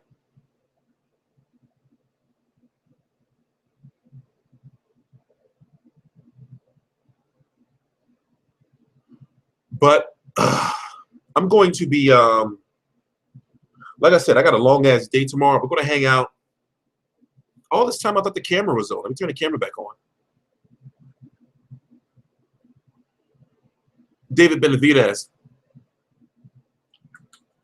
David Benavidez is the younger brother of Jose Benavidez. He used to be fat. He's not fat no more.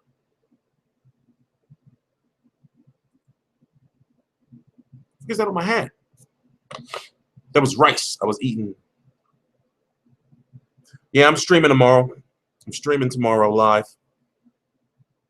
Like, I'm feeling a little better, but I've been hungover for the most part of the day. So,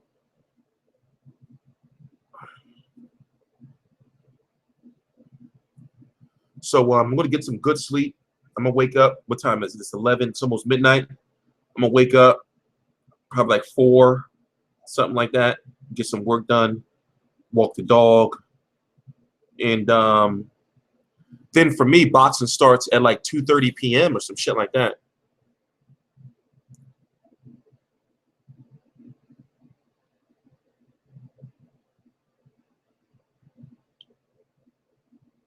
Of course I hit. Yo, why do y'all think, you know what I noticed? I've noticed that people just think that people who be on YouTube just be losers, you know, just don't have no type of personal life or nothing like that. If I had like a reality show, my shit would be crazy. Cause I know when I used to work, when I used to bartend, I used to come in, you know, like fucked up, you know, crazy ass nights. And I used to tell like my coworkers like stories and shit. They used to be like, yo, you're a liar. Get out of here. And I used to be thinking like, just cause your life boring, you know, I be having some crazy ass fucking shit going on, man. But people be living boring ass lives, and they just be thinking like, whatever, you don't have no cool life. Listen, I be having some crazy ass nights sometimes, man. You know, but for some reason, people think like, you know, YouTubers just be like, oh, you live in your mom's basement and you don't get no pussy, you don't do this and do that. That's the furthest from the truth. That's the furthest from the truth. That's the furthest from the truth.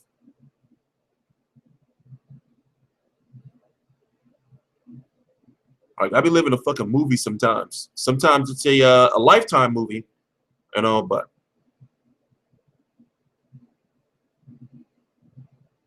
somebody said give example of these stories. Hey, I did on videos in the past. On videos in the past. On videos in the past I have. For example, I got I remember when I was 14, some guy almost blew my brains out. Was running. and he shot, like he was trying to take my head off. He shot and it like hit the wall, and a piece of the wall, like the piece of the wall had broke off and like went into my shoulder. I thought I was hit, and like still to this day, I got like a piece of rock, like a piece of like the brick, like in my shoulder, like in the skin that healed up around it. Skin that healed up around it.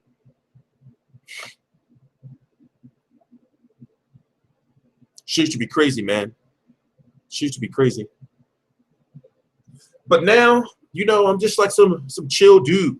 You know, I have 2 to 3 drinks and I'm fucked up. I'm drunk. You know, life is not like it used to be anymore, man. I'm a lightweight.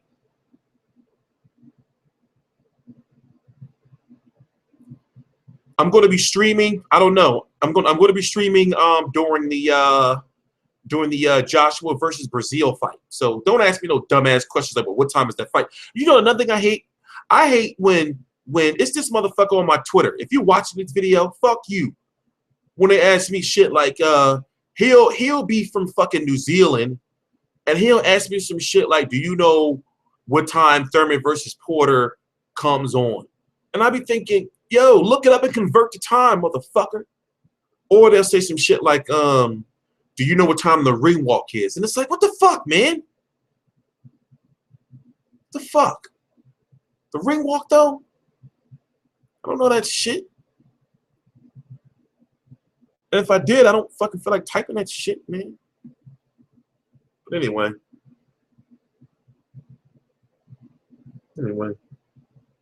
Make sure you follow me on Instagram at Tstreet Controversy. It's TST Controversy. Let's see if I can show it to you. That's it. It's my Instagram. Let's see. Oh, Steve Willis is the referee for Steve Willis. Steve Willis, the referee for Thurman versus Porter tomorrow. Shit's gonna be lit. Shit's gonna be lit. Shit's gonna be lit.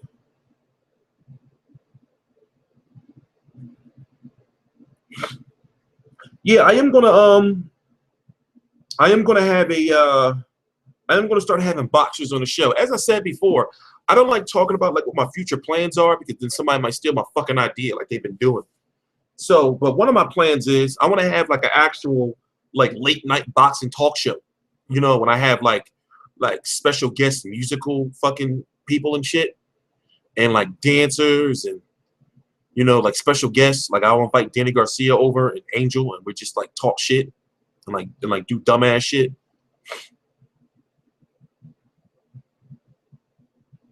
I got some real big things planned, man. And you know, that's why I haven't been doing videos like that. Honestly, I got some real shit planned. I remember I had somebody, they accused me of it was like, he just doing all this for the AdSense money. Yeah, right, buddy. Yeah, right. How do I get over a breakup? I don't. I just go do some shit. I go play some video games or something. I haven't been in a relationship in God knows how long, so I don't know how that shit works anymore. I don't know how shit works anymore.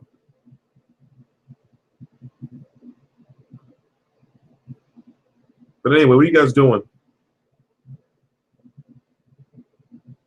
I'm listening to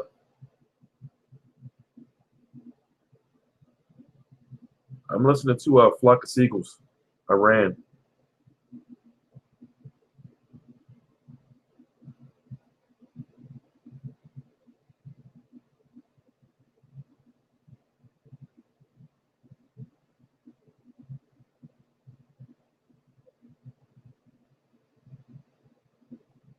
I'm listening to Flock of Seagulls.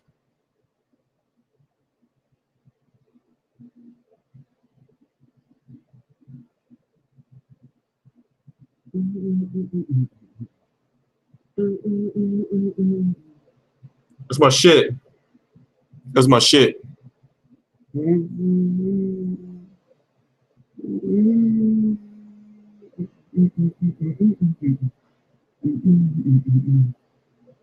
We're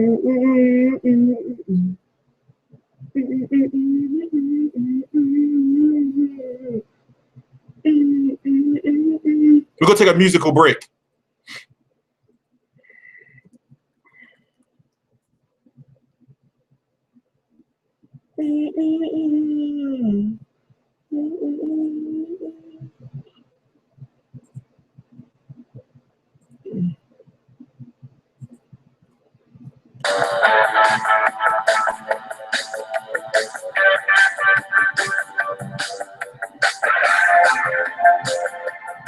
I'll be right back. Give me a minute.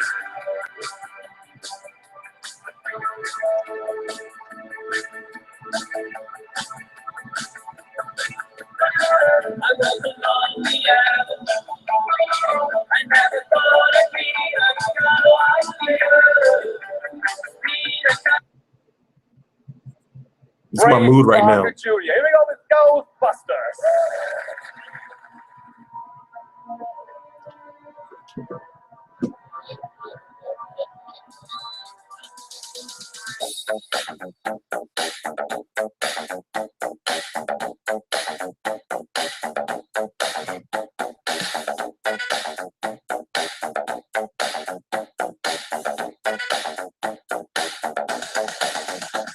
It's something strange, sleeping in your bed.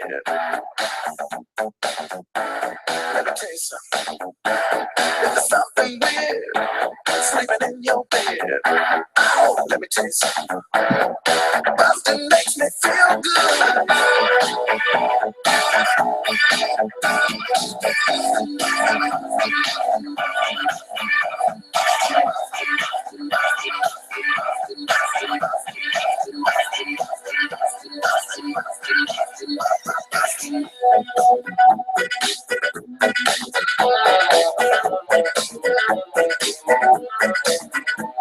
You see things sleeping in your bed.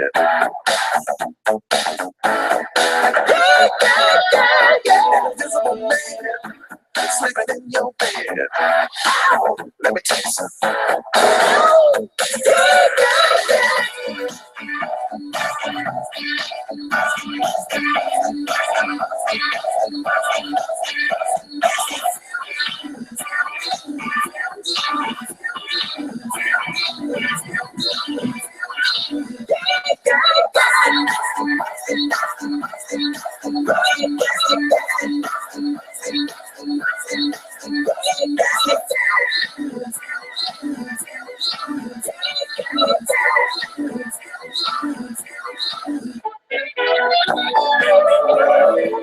Freaky guts, baby.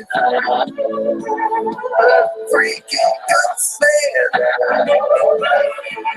Freaky man, baby. All alone, let me sleep in your bed.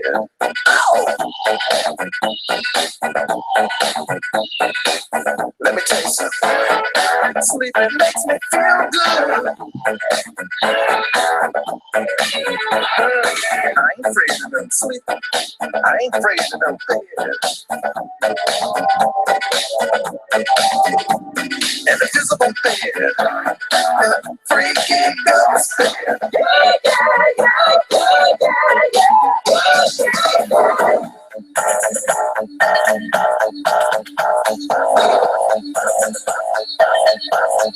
Makes me feel good.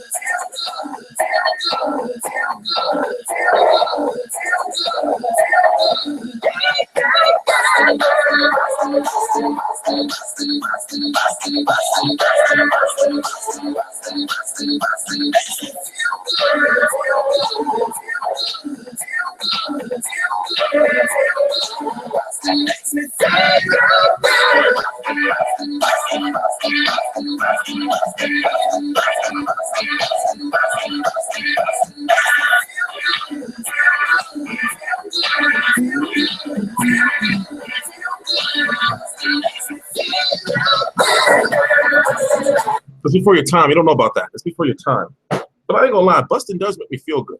I'm not gonna lie. I'm not gonna lie. But yeah, Kovalev, WBC, no, excuse me, IBF, WBA Super World, and WBO Light Heavyweight Champion of the World is going to be taking on Andre Ward August the 19th. Andre Ward is going to be taking on this Alexander Brand guy. I forgot the date, but it's a bullshit fight.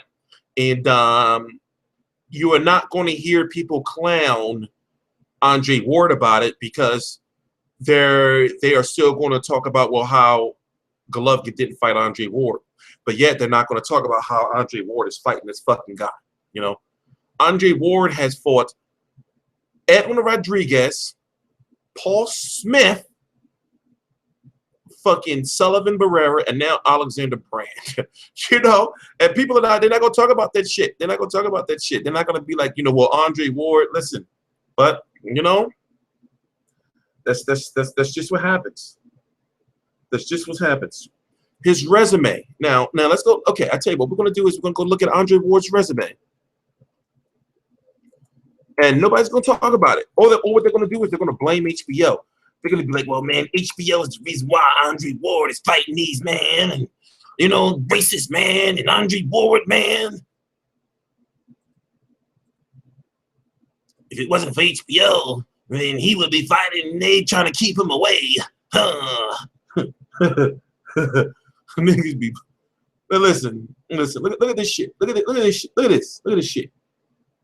Edwin Rodriguez, Paul Smith, a fat ass Paul Smith, Sullivan Barrera, and then goddamn Alexander Brand. Let's go look at Alexander. Let's go look at Alexander. Do you know anybody that he fought? Look at this shit. He lost the bout. Look at this shit. Look at this shit, man. And then he like 40, ain't he? How old is he? It's 40. It's 40. It's 40.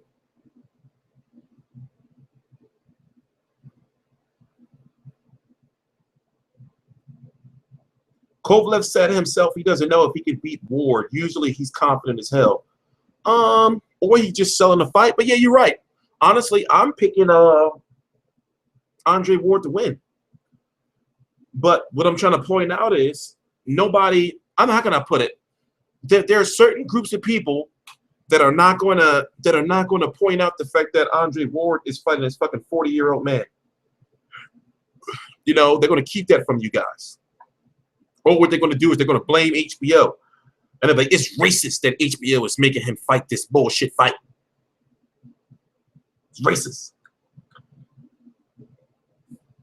It's Jim Lampley. It's just Jim Lampley. Jim Lampley's the reason why. Brand is #1 in Australia. Get out of here with them bullshit ass stats, Brand. Get out of here with them he's #1 in Australia. Get out of here with them stats. Daniel Gill is #1 in Australia at 160 pounds right now too, bud. Okay. Trust me. And did Daniel Gill win today? Look. Here's the bullshit right here. Nothing to keep Ward and Kovalev got bum fights. The real fight is in November. It don't matter. Really.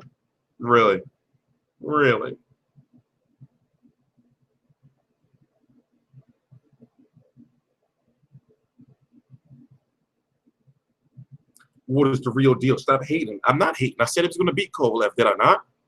Did I not? How's that hating? No, people actually don't clown Ward enough about his opponent selection.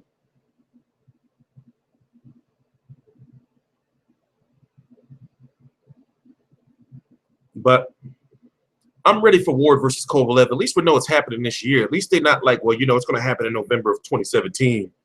You know, Canelo is just in some shit right now. He's just, you know, Canelo's in some shit right now. But okay, since we're going to be on for about another 20 minutes or so, maybe half an hour, what do you want to talk about? What are we going to talk about, guys? Because I got to get some sleep. I do kind of want to listen to Bustin' again. Do you believe the winner versus Ward versus Kovalev is #1 pound for pound? Yes, I do. The winner versus Ward versus Kovalev, in my opinion, is #1 pound for pound. Also, I don't know what's going on with Bernard Hopkins. Bernard Hopkins is not officially retired. And if I'm correct, Bernard Hopkins will be 52. You know, he's going on 52. I don't know who he's going to fight. He needs to fight somebody soon. But at 52, I think he should just hang it up.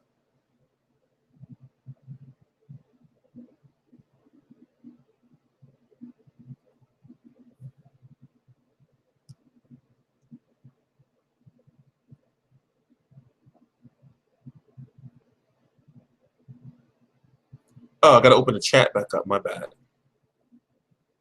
Got to open the chat back up. Anyway.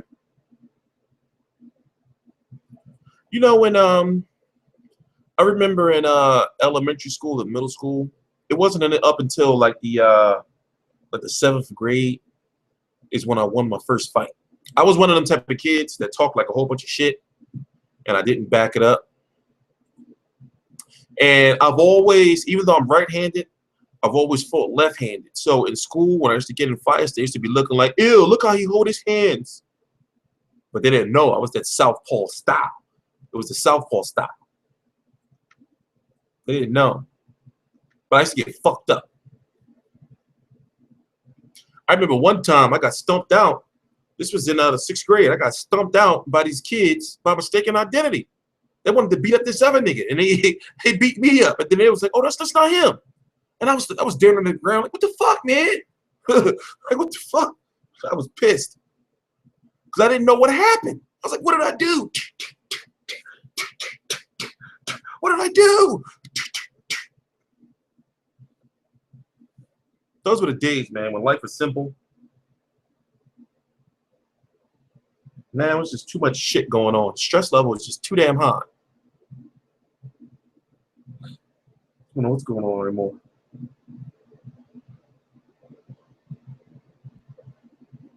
Busted makes me feel good. I am going to get a exotic dancer, and I'm gonna be pissed because I've been saying it for like a couple of years now, but now she's like closer than ever, and y'all gonna be pissed. But I kind of gotta send a text message. And they're not talking about shit. I was supposed to be off of here like a half an hour ago, but I felt like, fuck it, we're live. So, but what do you guys want to talk about before I go? This is like, you know, this last half an hour is anything goes. What do you want to talk about? What do you want to talk about?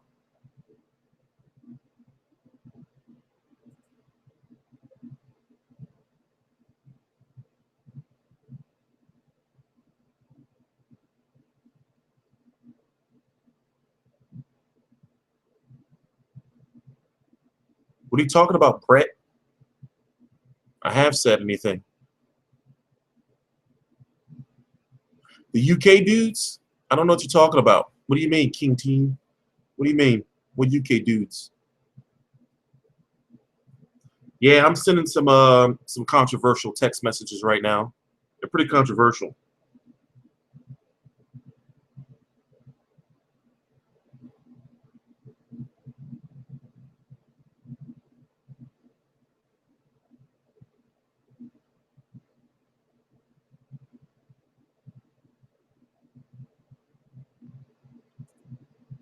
Ass or breast? See, I'm a suckler, so I like to suckle the breast. Like I'm a nipple nibbler. I like to nibble on them. So you know that's a tough call, but at the same time, I like to grab. I like to grab ass. So it's tough. It's tough. But if I really had to choose, nobody likes a chick with a flat ass. Nobody likes a chick with a flat ass. Nobody likes that, especially when you try to grab and it's nobody likes that. That's not for one. It's not healthy. It's not healthy for me. So it really all depends. What you mean some boxing analyst? Fuck you, Brett. Get out. I don't have a favorite porn star. Who still has favorite porn stars? Anyway, back to Brett. You get out, Brett. Brett Friedland, get out.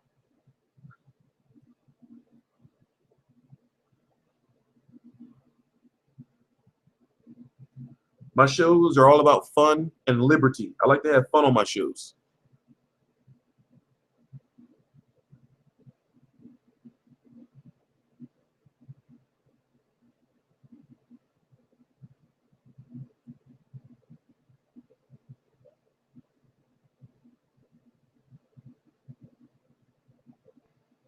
Charles Bailey, I can tell you this. I'd love to discuss this with you, Tstreet. Sadly, says, and trust me, he's brilliant too. It's money and family thing. He's a lonely wanker, and I am not. I ain't gonna lie. Sometimes I get a little lonely. I ain't gonna lie. Sometimes. But is that a crime? You're a cold-hearted son of a bitch, Charles. You're a cold-hearted son of a bitch. I have some lonely nights. I get a little lonely. It's not cool.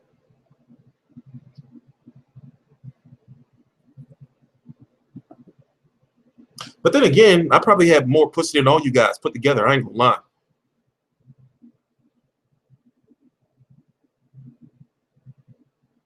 So right now I'm on a little drought, you know. Things been a little rough, a little controversial.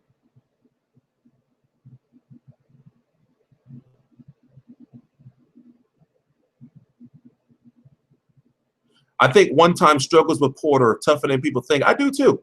I don't think it's going to be an easy fight. Like Sean Porter, what I've learned is like kind of a very disciplined fighter, even though I was surprised that he had to get butt naked to make weight today. You guys got to give me a minute. I'm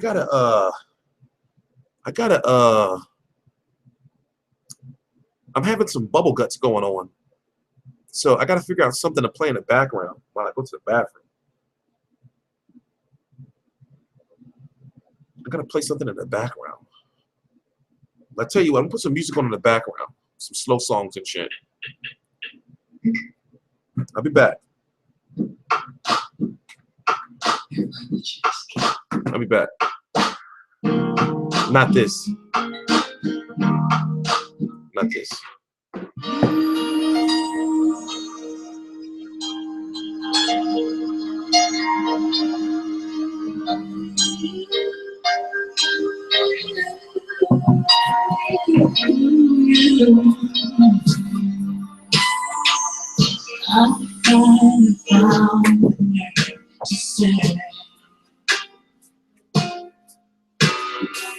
I'm gonna make a change in my life starting here today.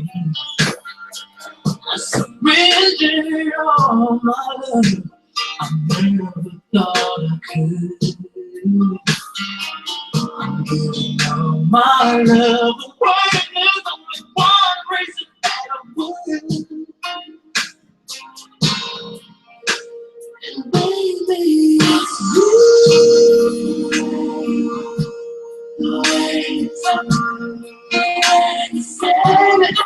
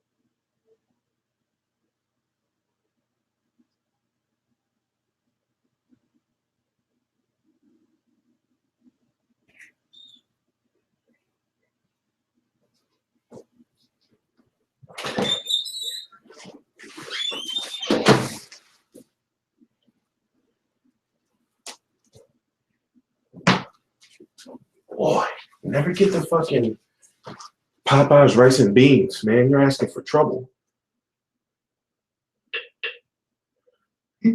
That shit hurts.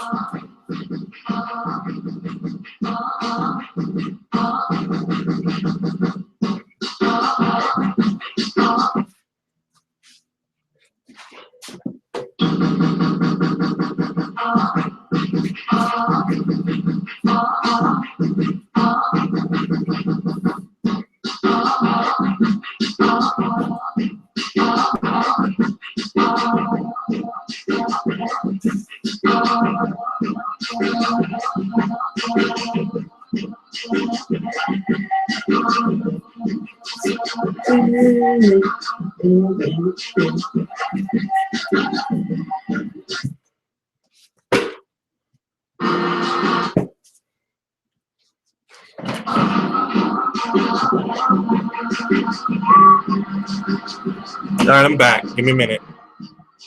Give me a minute. Asshole is on fire. That shit was like.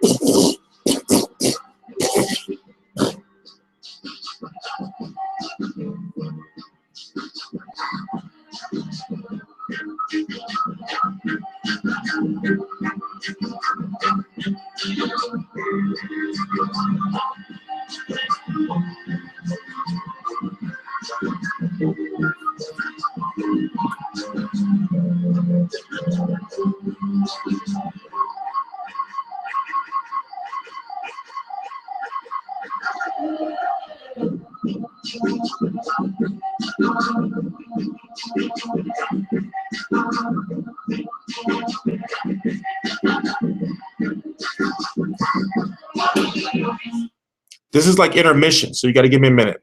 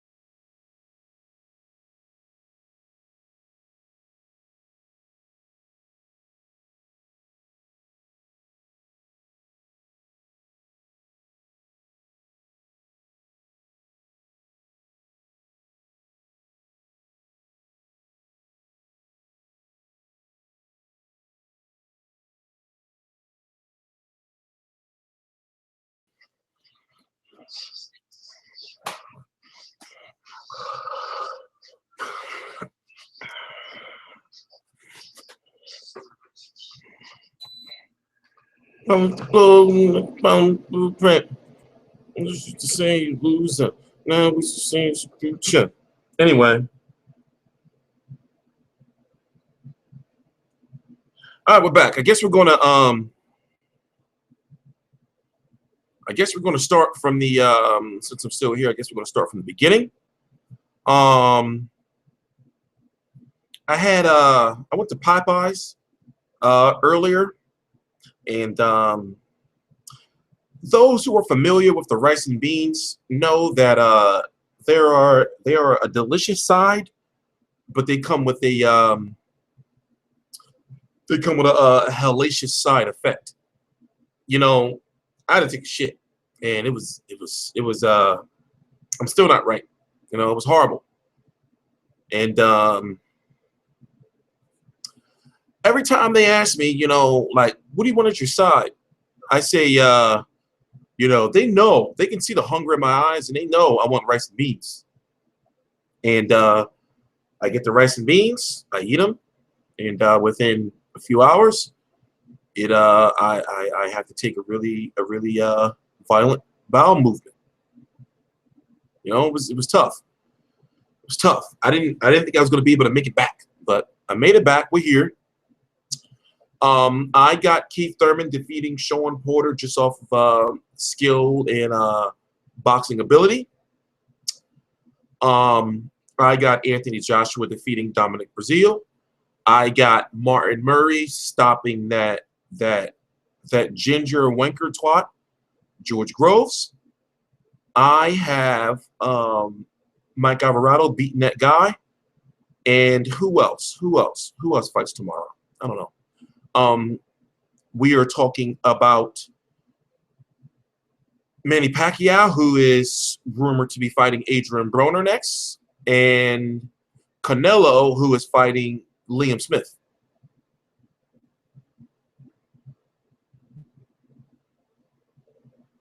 But yeah, I'm not feeling too well. You know, like those rice and beans were good, man, but I was just like it was rough. It was rough. I had to wash my asshole. it was rough. I was on the toilet. No.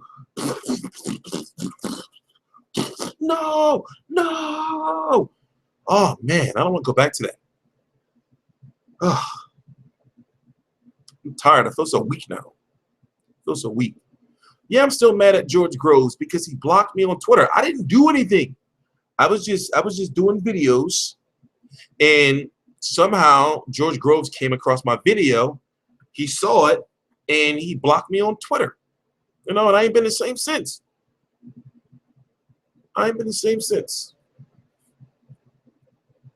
Like, I'm not the type of person where I don't at people on Twitter.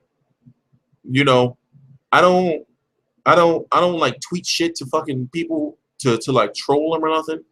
And when it came to George Groves, he saw my video, he got pissed, and he went to his Twitter and he blocked me. It's not cool, man. It's not cool. You know, it's not my fault that he got cobra'd. I just talked about the shit. What is that? I just talked about the shit. And I didn't know it was a crime to talk about. For example, Leonard Ellerbe blocked me too. Leonard Ellerbe blocked me because of his goatee. I didn't cut his goatee. It wasn't me. Hold on. Let's see. I'm gonna show you why Leonard Ellerbe blocked me. Because I was reporting the news. To myself, you can't be in such a prestigious faction called the Money Team with that bullshit he had grown on his face. I remember this video. I was fresh off of an asthma attack, and I was talking some real shit. You know? To myself, you can't be in such a prestigious faction called the Money Team with that bullshit he had grown on his face. And I'm talking about his goatee was growing into his mouth and on his lips. But whatever you say about that, I know you're probably wondering, like, what does it matter to you? I'm Tstreet Controversy. This is Tstreet Controversy Live. And I've been asking myself, like, the last hour, as I was sitting here watching Mayweather versus McDonough too, and I was looking at Leonard Ellerbe, like, in the audience with that dumbass face. And I'm thinking, like, what really was his role?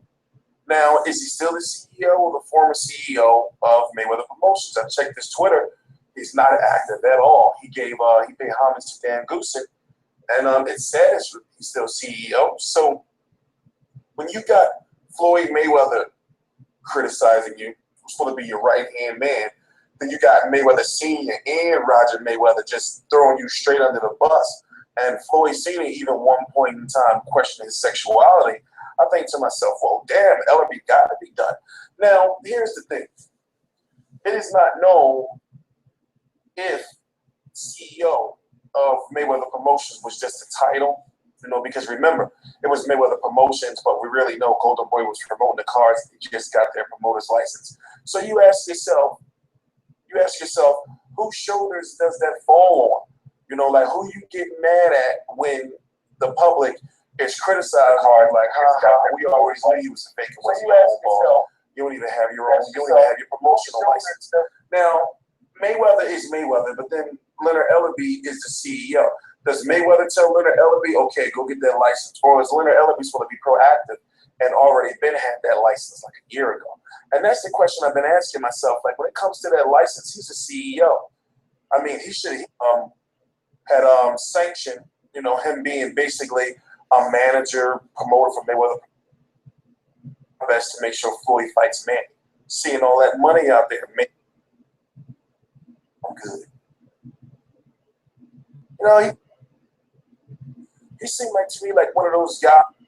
Once again, going back to the beginning of what I was saying, what did Leonard Ellerbe do? He just seemed like to me, and somebody else said this, he seemed like to me like one of those guys, and I'm just joking around, one of those guys that, like, he'll meet a female and he tell, like, all I want to do is eat your pussy. And he really do it, but then she be like, you need anything, babe? And he be like, no, I'm good. You know, he just seemed like a freak to me. You know, he always got like those pimp suits on with the pinstripes. And I think of the guy he used to be before, you know, when we used to see him with the little mustache and he was a little chubby looking like D'Lo Brown. And now we see this guy just transform into like this.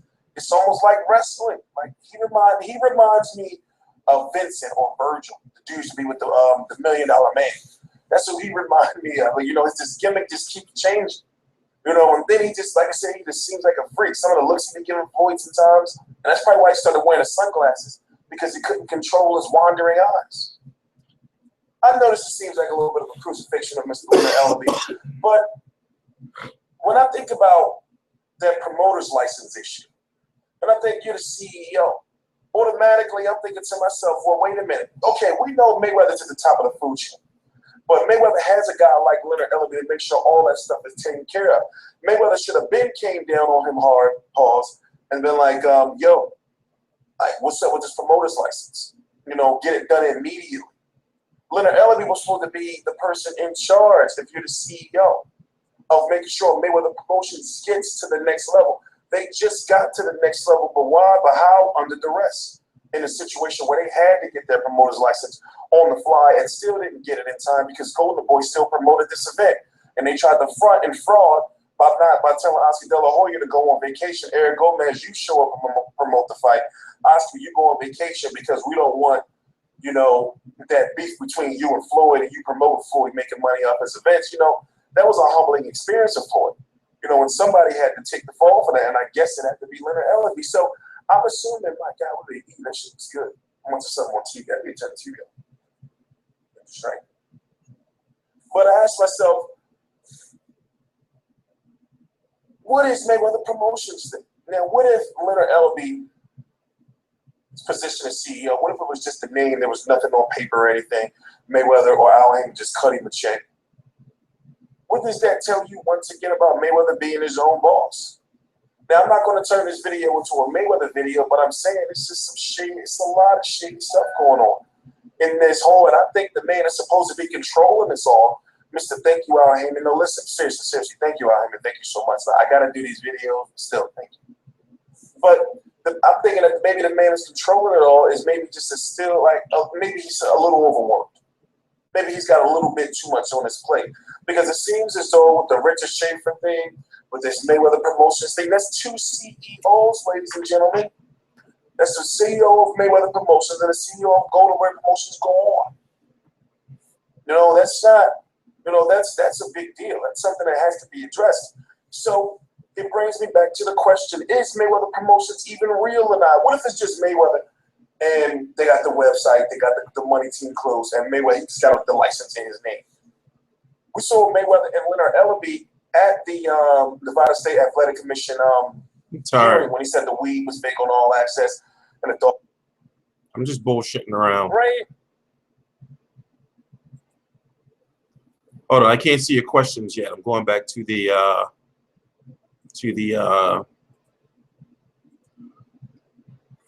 chat screen.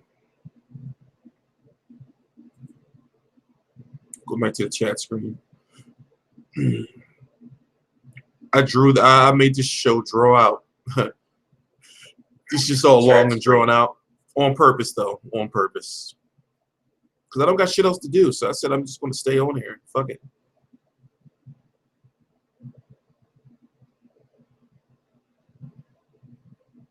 But yeah,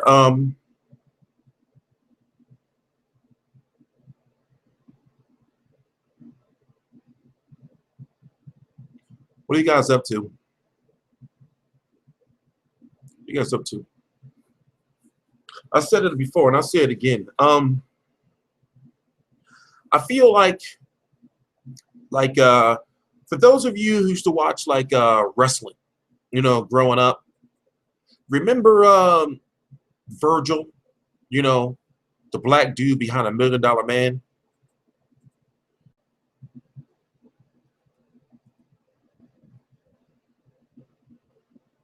And Vincent from the NWO.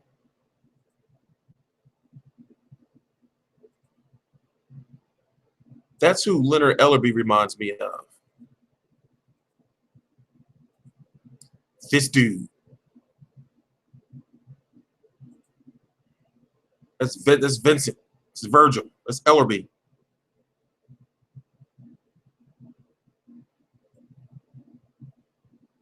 You know, just extra height, but in the background. And this Floyd, the $1 Million Man. That's who Ellerbe remind me of. That dude. Remember when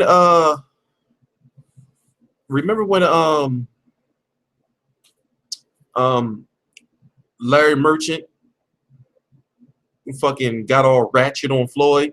But if I was 50 years younger or some bullshit he said, I would kick your ass. And then Ellerbe was like, you ain't gonna do nothing. You ain't gonna do nothing with that fucking weird ass. What's up with his nose? He's got a gargoyle nose. Now, mind you, my nose is like a bell pepper. They tell me I got my mama's nose, but I don't know what's up with that dude. He's like, you ain't gonna do nothing. And then looked him up and down. Remember, man, let me stop talking about Mr. Ellerbe, man, because he's probably a cool dude with his Steve Harvey suits. His fucking Steve Harvey suits. But I really do believe like he's like some type of freak. Like just something, just something about him, man. Yeah, he was like, you heard him. It's something about him, man. He just seems like he just be putting these chicks to bed without sex. He meet a chick over her crib. She be ready. He just eat her out. She go to sleep. She wake up. It be all this money on the nightstand. It be all this money on the nightstand. She tell her friends, I don't know what's wrong with him. No, you know, he don't never fuck me. He be eating my pussy, but he don't never fuck.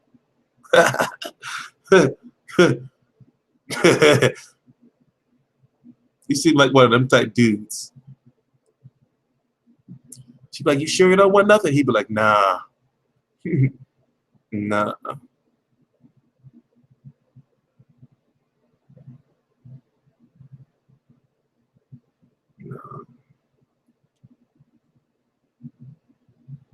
He just be extra emotional sometimes, though.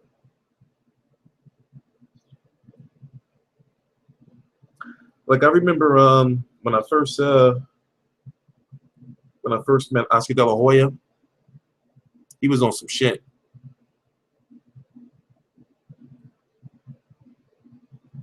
Like, you remember my my first interview ever? It was with I'm gonna show it to you. It was with De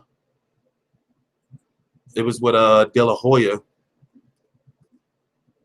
and I was kind of nervous, but also I was having like a asthma attack at the same time, and I was in Temple in the Leah Core Center. I don't know what it's named now, but back then it was called the Leah Core Center, and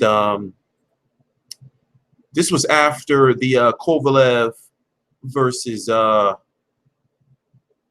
Hopkins press conference was over, and he was like over by himself, and I was plotting on him. Like I was plotting on him. I was thinking like, damn, I'm here. I got to get an interview. And it was just the first press event I ever been to in life. I was like, damn, I got to get like an interview.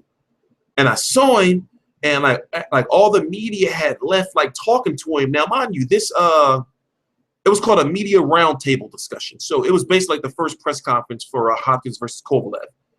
And what it was is it was only announced like 7 hours before the actual event. So when it comes to Philly media, there's not really a lot of us. So it wasn't a lot of people there. It wasn't like ESPN and all, like none of them was there. So after, you know, like the media stopped interviewing him, what little bit there was, Oscar De La Hoya was like on like the other end of like the room, and he had his hands in his pockets like this, and he was just like had his head down, and he was like kicking shit on the carpet, like he was kicking rocks or some shit. He was just like mumbling to himself a little bit, and I'm looking like that's like my fucking favorite boxer fucking all time, you know. And he was over there, you know. Put it this way, you know, me, you know, going through what I went through when I used to party and drink and all that. I saw like that addiction in him. You can tell like something wasn't right. So I'm seeing him, and he over there, and I'm thinking like, damn, I gotta interview him. So I'm like over on the other side of the room doing like other shit, trying to act like, you know, like I'm not interested in no interviews, but I'm over there trying to hype myself up. So I'm eating this bagel, this dry ass bagel. Because, you know, when you go to press events, they usually have some type of food or some snacks or some treats or something. So it's this bagel, but I look, and what kind of fucking catering company is this? They had like, no, you know, they had like the little packets of fucking cream cheese and shit, or like butter. They had bagels and like donuts and like the little fucking Ocean Spray orange juice, but the Ocean Spray orange juice is warmer than a motherfucker. It's not on ice or nothing. And I'm thinking, they don't have no fucking butter or anything for the bagels. So I'm eating this dry ass bagel because it was the day after my birthday celebration. And I was out all night. You know, I found out about this press event like hours, like 3 hours before. You know, even though it was announced like 7 hours before, I found out like 3 hours before. So I still had the same shit I had on the night before. And I said, fuck it, I got to get to this event. If it's in Philly at the Leah Core Center, I got to go. So I finally go over to De La Hoya. Is my camera on? Can anybody tell me? Can anybody tell me if my camera's on? Hold on. Can anybody tell me if my camera's on?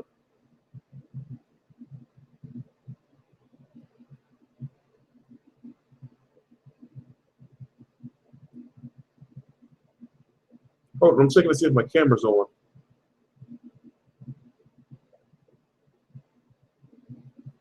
But yeah, I finally go over to De La Hoya, and here's the interview. You can tell I was a little nervous a little bit. Hold on. Oscar, can I have one question? How you doing? Fans, there's a growing debate among. Let me see. Yeah, can you see it? Oscar, can I have one question? How you doing? Fans, there's a growing debate among fans about how Bernard Hopkins' record may match up to Floyd Mayweather's as far as the emphasis on zeros. Do you feel that a win over Kovalev would put him a little bit further ahead of Mayweather as far as his record is concerned, despite the zero? I think Hopkins and Mayweather are both great fighters. You know, they're both writing their story separately. You know, one's undefeated. You can make the argument of the level of opposition that they've had. I think Hopkins has fought some really, really tough, rugged fighters. He's fought everybody. I don't think fighting Sergey is going to solidify his career. I think Hopkins' career is already solidified. Every single time he steps in the ring, he has to keep on solidifying his career. You know, both guys are unbelievable. Both guys are writing history, and I think both guys are going to end up, obviously, at the very top. So, you know, the fact that Bernard Hopkins keeps on fighting these dangerous young fighters, I would have to give Bernard Hopkins a one-up on this one. One more question. Is there any truth to any rumors about Canelo and Joshua Clottey? Well, there's different options. Right now, we haven't signed anyone yet. The Clottey is in the mix. Joshua Clottey's coming off a great win out in Australia, where he looked sensational. Then you have Friday, who looked incredible in his last fight. You also have Kirkland, who looked like an animal in his last HBO outing. So there's three guys that are in for the running. So it just depends. It depends who's available. It depends who makes more sense. It depends. On Canelo. You know, and it's. I feel that we have Canelo, who's coming off Lara, Mayweather. He fought Angulo. He fought Trout. I mean, he's coming off 4 very difficult fights, close fights. I don't think any other fighter in the game today has faced that type of opposition. You know, so Canelo, knowing Canelo, I mean, he's gonna want to fight King Kong. You know, that's just the type of fighter he is. He wants to fight the very best. So it's a matter of who's available and what makes more sense, obviously, for the future of Canelo. One more question. You and Bernard Hopkins are, how can I say, leading the boxing generation right now. As far as with you, before you retired, you were known as fighting the best no matter what, whether it was big or small. So as a Bernard, he's now on HBO, and fans are asking, is this the beginning of the end of the so-called Cold War? As far as, will there be more Golden Boy fights on HBO after this? Well, look, I mean, I work for the fighter, so whatever deal I can get for the fighter, the best deal I can get for the fighter, then that's what I'm going to do. I think the fact that, look, Showtime made a tremendous effort. They really wanted this fight. Hopkins, you know, the fact that Kovalev is with HBO, Hopkins wanted this fight. He wanted to fight the very best once again. You know, he's doing it for his legacy.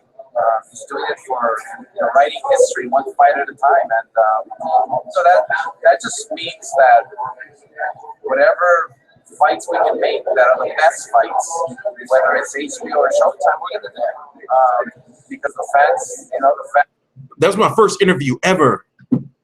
That was my first interview ever. It was crazy, wasn't it? Could y'all tell I was nervous? I'm jamming in the background. I'm jamming it and listen to some M.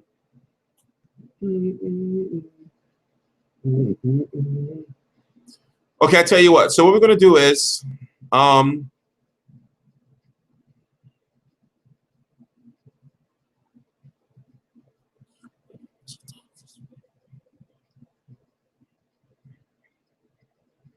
so what I'm gonna do is, let's just talk. What are we gonna talk about? Whether it's boxing related or not, what we're gonna talk about.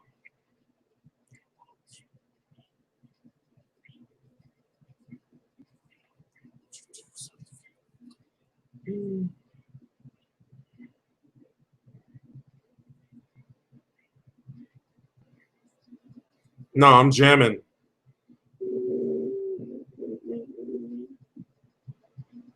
So what's your question, guys? We're gonna be here for a while. I'm gonna try to stay on all night. I'm gonna try.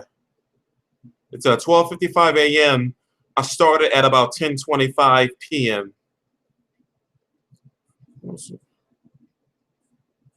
What's your takes on Conor versus McGregor? I feel that Mayweather versus McGregor is going to happen if Conor McGregor wins his fight with Nate Diaz. I feel it's going to happen December the 31st, 2016. People think it's dead because he's fighting Diaz in a rematch, but it's not. It's more promotion. So next.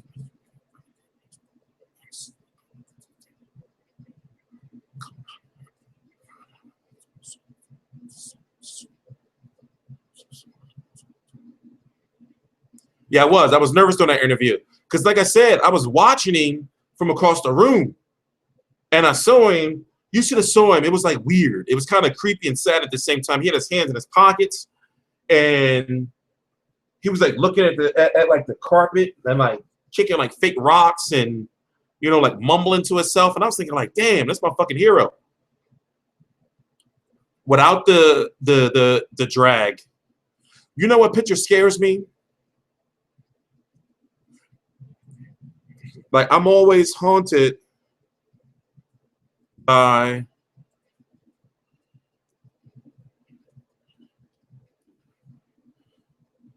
like this one right here.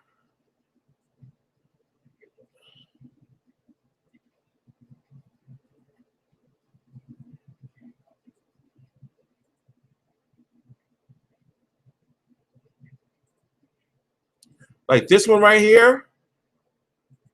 This one haunts me.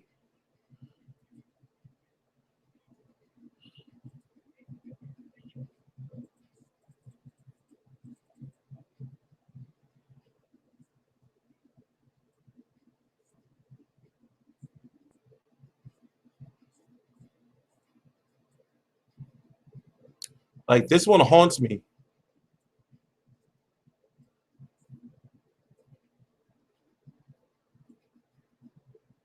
Ew, man, no. This one haunts me. It haunts my dreams. I can't look at it. I can't look at it. I can't look at it. Like that one makes me sad when I see it. That shit's not fake, man.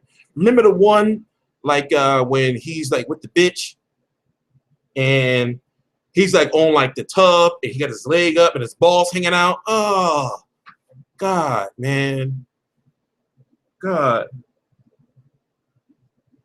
And I be thinking, like, I've done some crazy shit with some chicks, and I admit, hey, listen, this is America.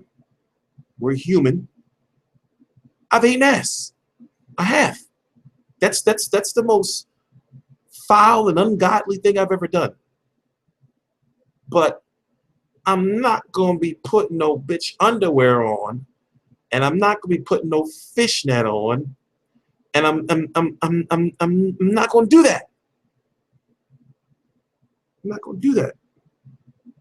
That's this, I'm not gonna do that. I understand, like I like having, like fun with females and stuff. You know, I've done some freak shit. But that's just fucked up, man. That's just fucked up, man.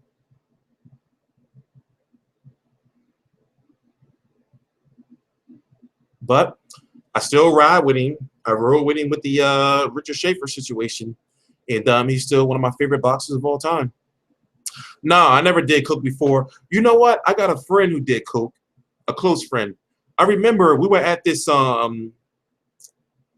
this is when I was back in college. We were at this this conference for students. I was junior class vice president. We were at this conference for students with a well-known politician. He had hosted it, and it was a three-day thing. We stayed in a hotel, me and my roommate, and we went to like the town. It was like on a Saturday night. We said, you know what? Let's go out tonight. We went out, and we in like this posh ass bar, this posh ass club. So I'm at the bar drinking, like,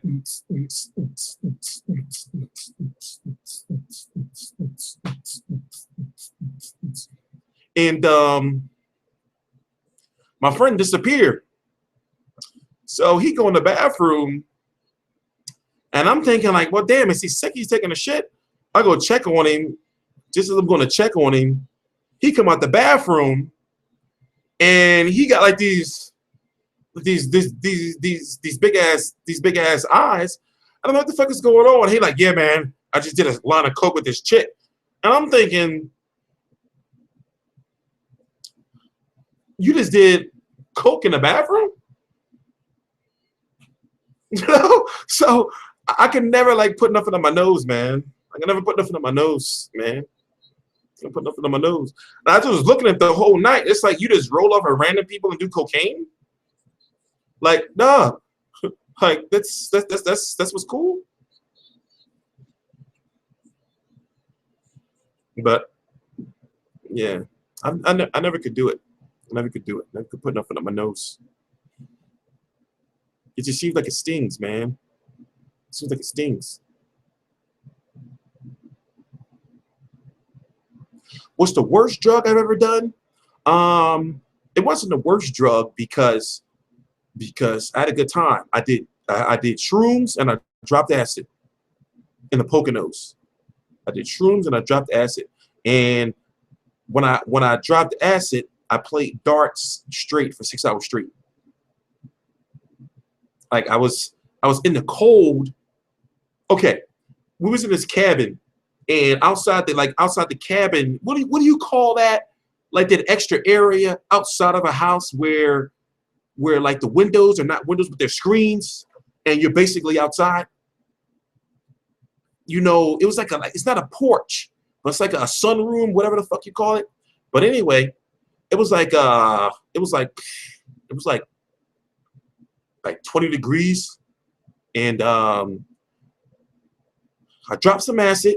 They were like, I remember when they showed it to me, it was like this piece of paper, and I'm like, the fuck is this shit? You know, like I'm like, oh, this shit ain't gonna do nothing, you know. And it was just this little ass square piece of paper. So it was like, yeah, you know, put it under your tongue, and you know, just let it dissolve. And I'm like, all right.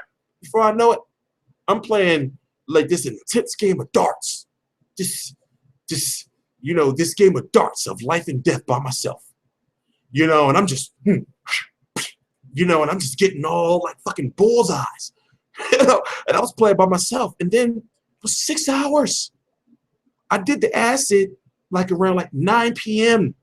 or some shit like that. And I was outside playing darts by myself for like until like 3 in the morning and some more crazy shit.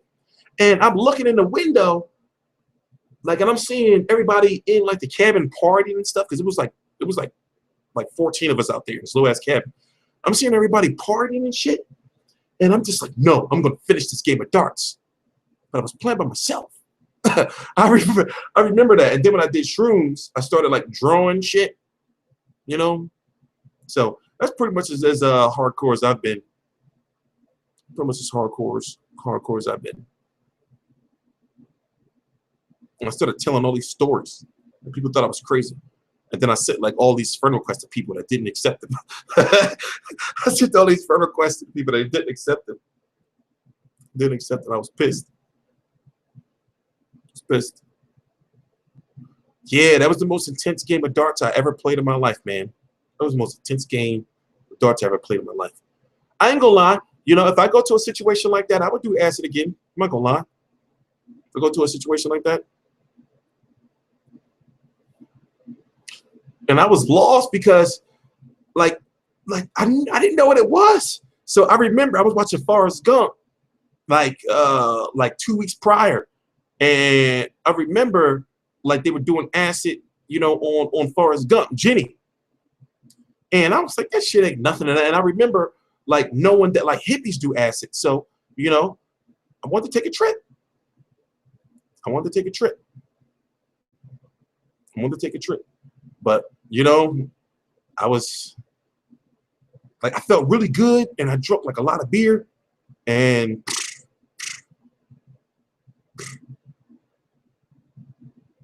but it was an experience. It was one of them type of things where I was like, you know, I'll try anything once, but no, I could never put nothing on my nose. Like I never do no needles, no needles, no needles. I don't know about Marquez, but I don't do no needles. You know, when I go to the hospital for asthma, they try to give me like the intravenous steroids. No, I'm like, no needles. I'm clean. I ain't gonna lie, I be juicing. I be juicing.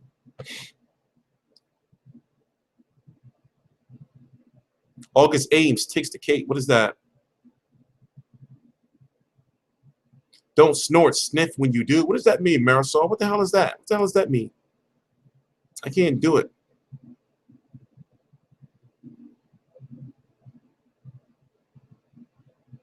Yeah, nah, man. It just seems like it burns, man. It's like it burns. And plus, I have an addictive personality. Well, I'd be a crackhead. I'd be skinny and shit. Yeah, I've got high on pot. I've got high on pot plenty of times. But, you know, since I got these virgin lungs now, I can't do it. Hold on for a minute. Hold on for a minute.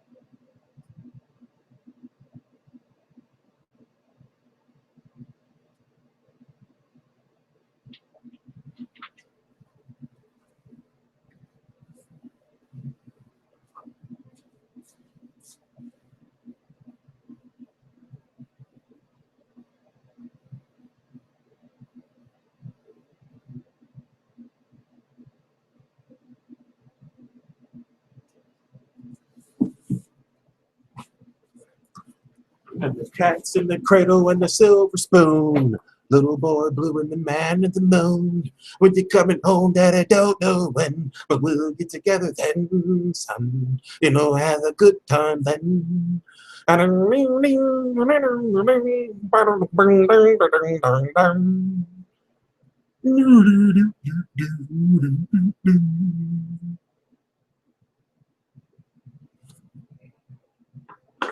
know it's a 10-second delay, but no, I'm not snorting coke, motherfucker. Trying to fix my lighting.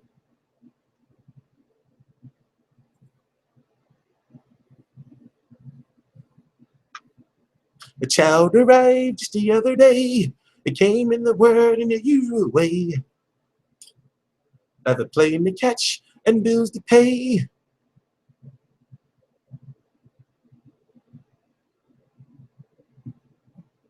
That's what we're going to listen to. We're going to listen to some Cat in the Cradle.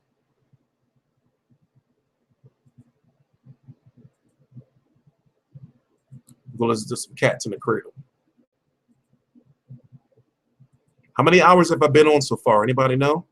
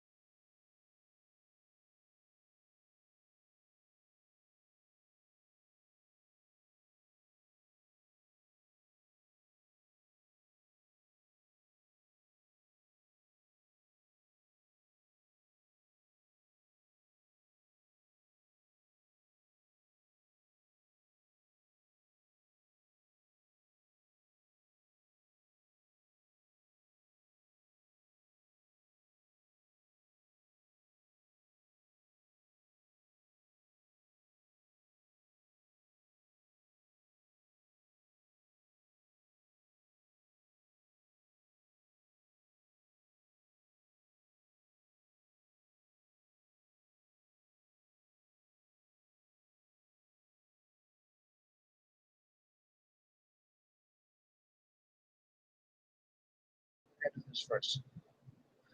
This is a song that I just recorded. It's an old song called Unchained Holiday. I play the piano, so it'll take you. No, this is my like I've never been like a Elvis fan. A song called I Lonesome Tonight. But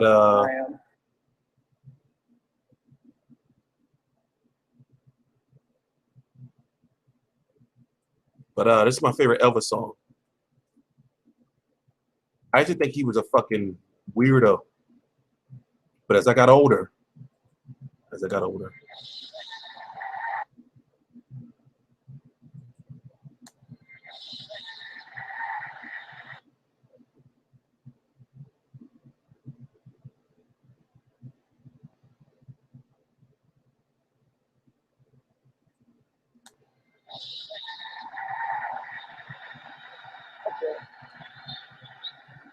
Thank you very much.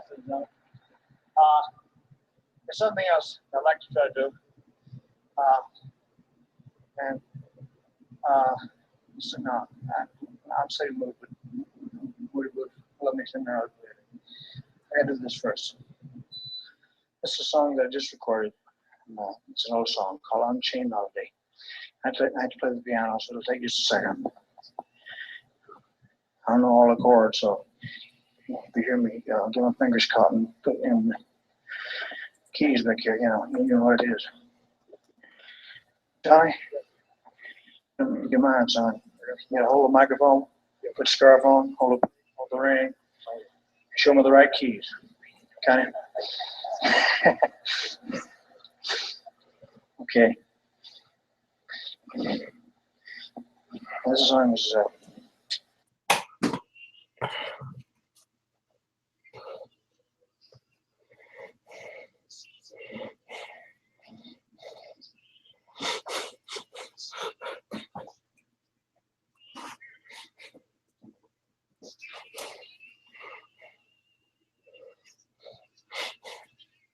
I listen to a little bit of Conway Twitty every now and then, yes.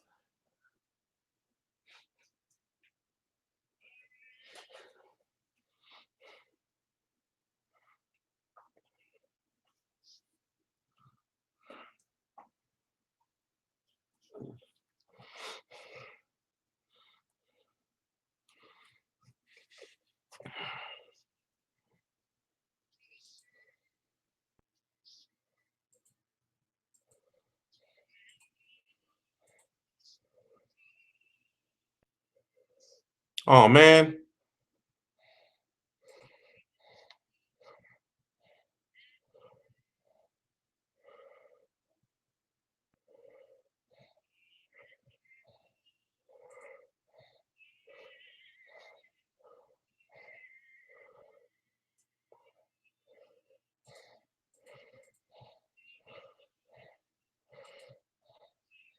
I gotta do this. In time.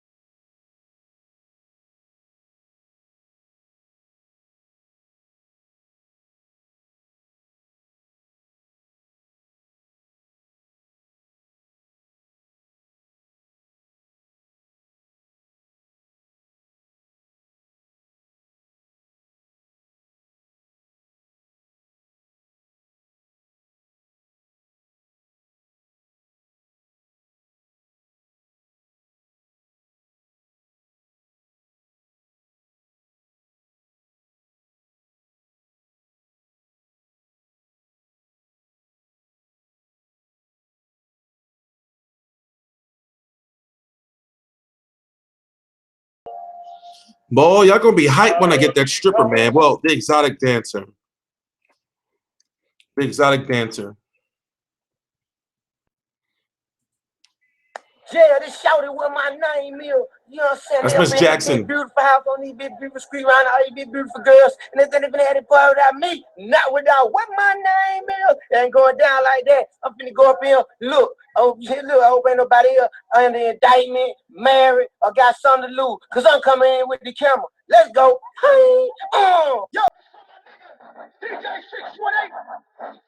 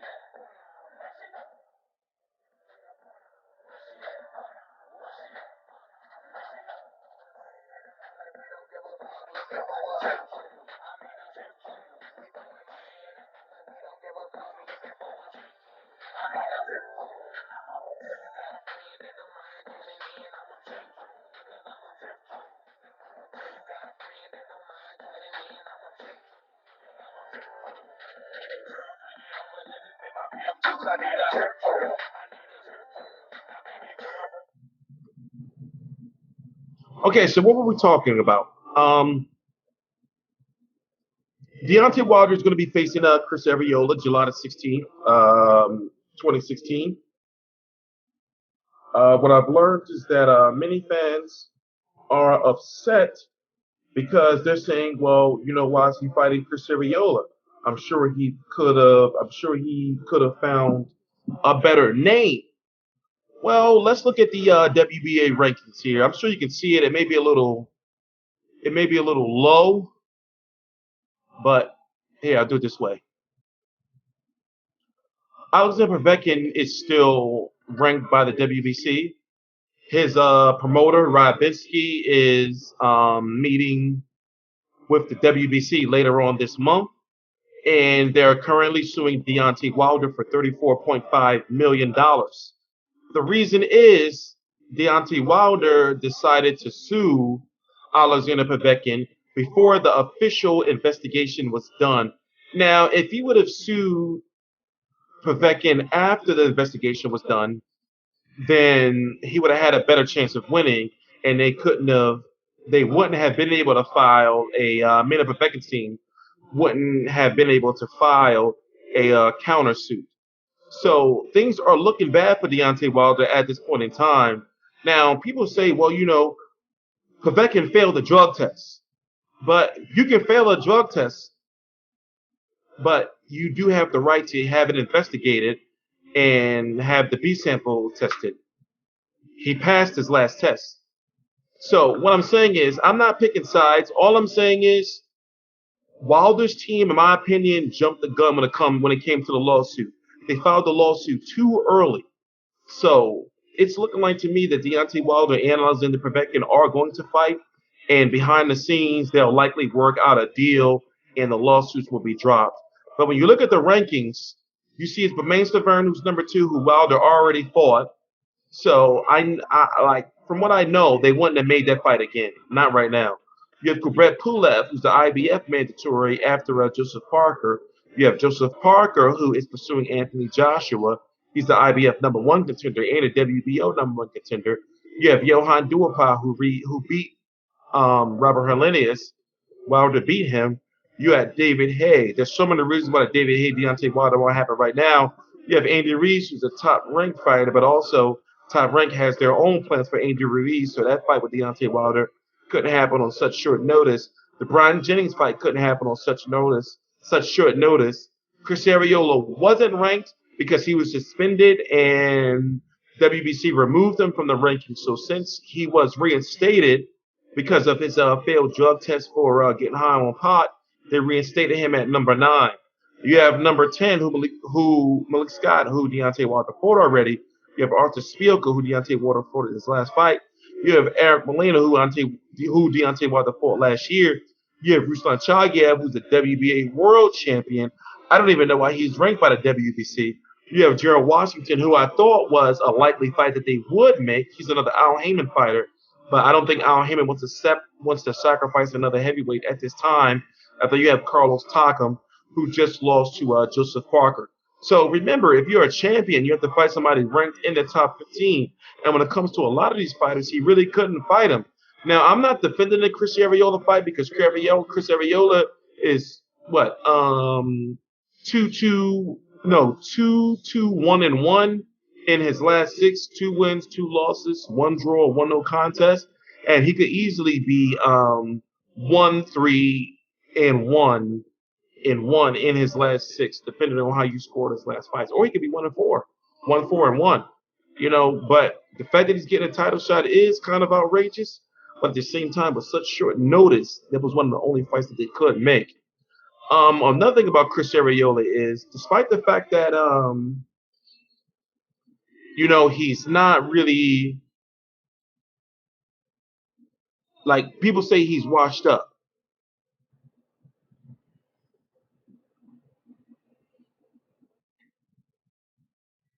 He still has somewhat of a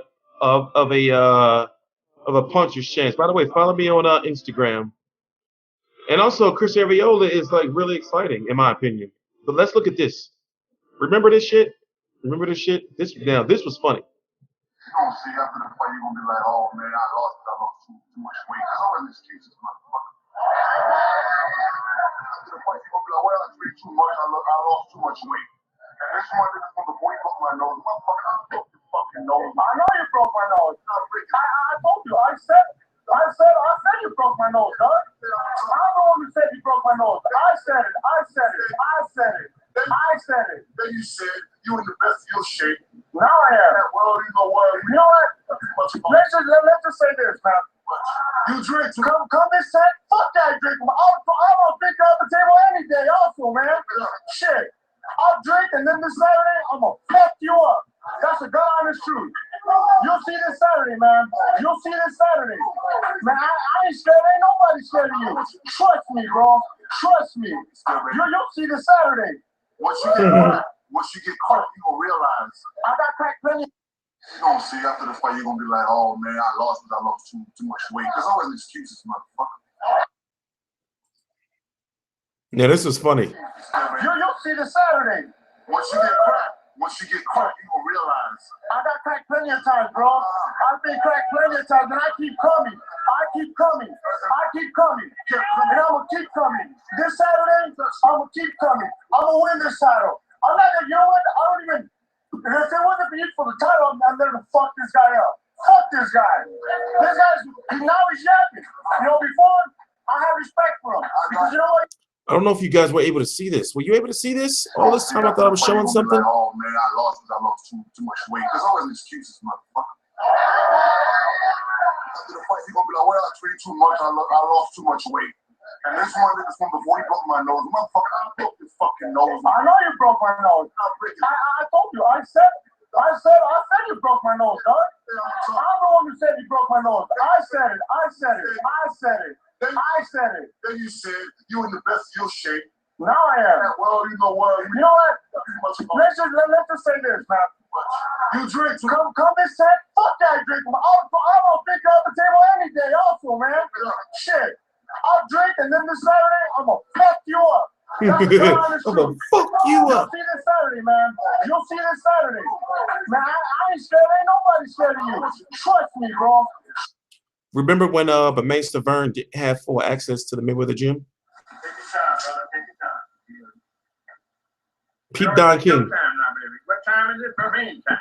Yeah, Thurman time. Don't take your time and talk to the people with your heart and love and understanding. You know what I mean? With the people. The people are the most important.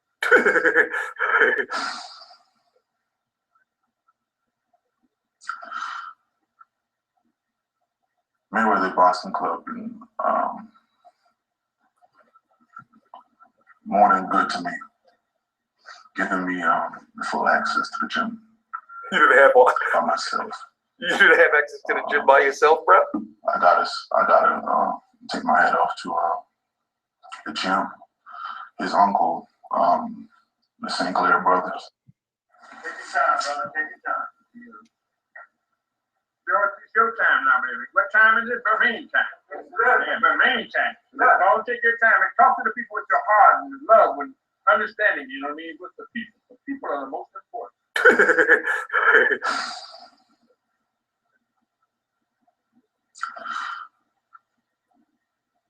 Mayweather Boxing Club and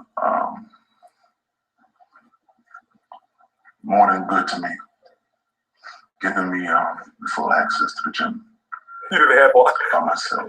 You should have access to the gym by yourself, bro.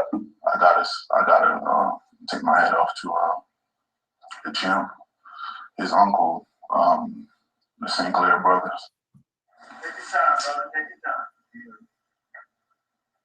It's your time now, baby. What time is it? Bermain time. Yeah, Bermain time. Don't take your time and talk to the people with your heart and love and understanding, you know what I mean? With the people. The people are the most important.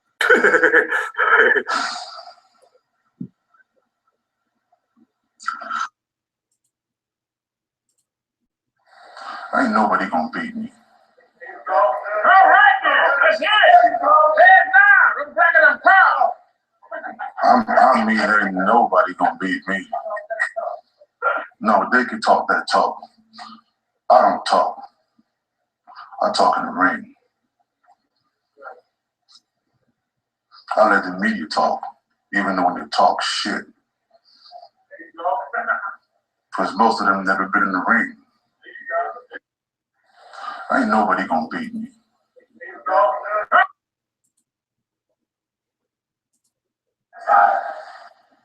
You know, I don't have any excuses.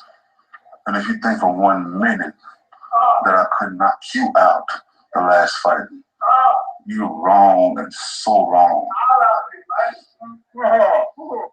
You're wrong. What you didn't know is that was the plan, to whoop your ass. Not to knock you out, but to whoop you. This fight, I'm gonna drop you. You're gonna get up. I'm gonna whoop you, then I'm gonna knock you out. You can have that silly face you got right now. That don't matter. In the back of your mind, you know. You know. I swear to God, you know. You know what's gonna happen. You know, I don't have any excuses. And if you think for 1 minute, My bad, I'm tired. That's why I keep playing the same shit over and over again. I'm tired. It's a little late. It's a little late. But I'm about to get off. And it's at 1:28 a.m. I've been on for about over 3 hours now. And I'm ending in 10 minutes. So let's talk about what we're going to talk about. And I can get out of here.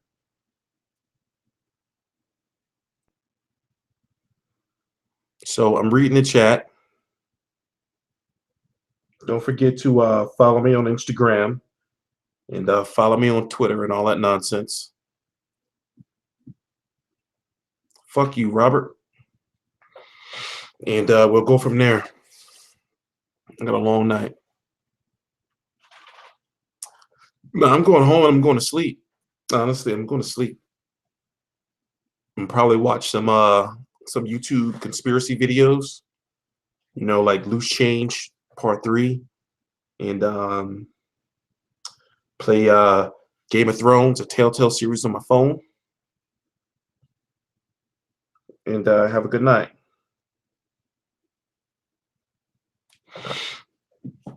Tomorrow's a hoodie laundry day, but I'm probably going to do it on Sunday. I'm probably going to do it on Sunday.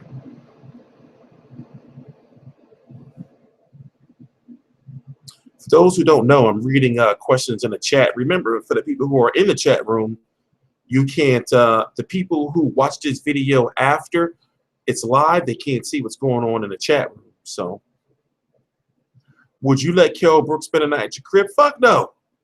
Fuck no. I'm not letting Kell Brook spend a night at my crib, man. No, I wouldn't risk it. I wouldn't put myself through that. I don't have a favorite porn star, man.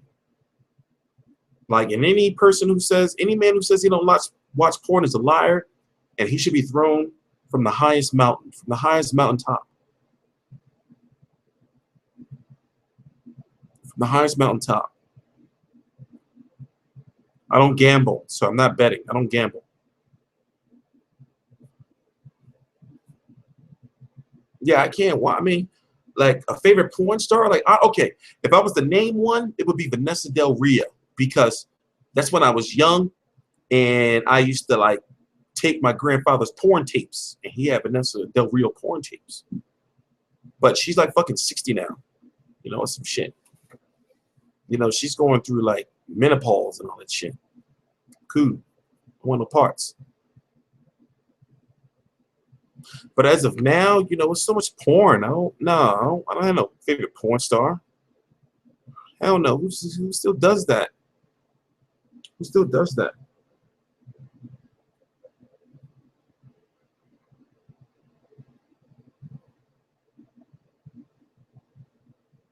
But I'm not hungover anymore. I'm just tired. Just tired. And I need to shave. Check that Korean porn out. I don't know. I don't know.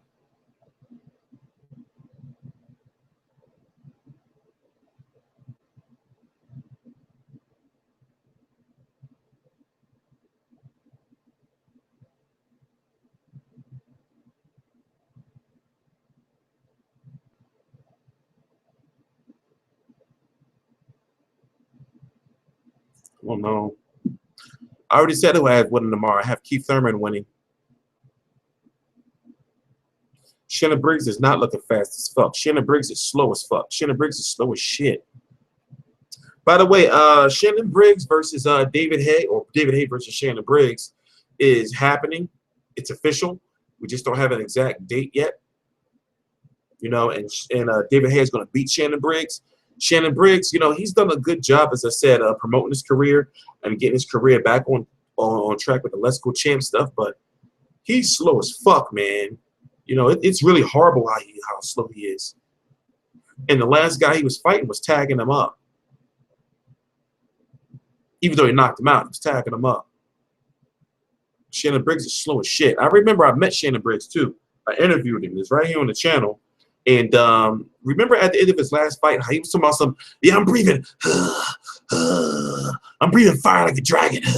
Because I'm so excited. No, nigga, you was tired. You know, and he showed up at the Klitschko versus Jennings press conference. And he had like these beach shorts on and like no shirt. And he was talking. He was just so tired talking. He was just breathing all heavy and all this. I felt like the heat coming off of him. I'm like, you're so hot, man. Pause. But it's like, yo, calm down. He's like, you look at you, Vlad. You fighting these paws. I'm thinking like, damn, man. You have a heart attack, bruh. I don't want to see you, like, I don't want to see you Kimbo Slice. Rest in peace, Kimbo Slice. You know?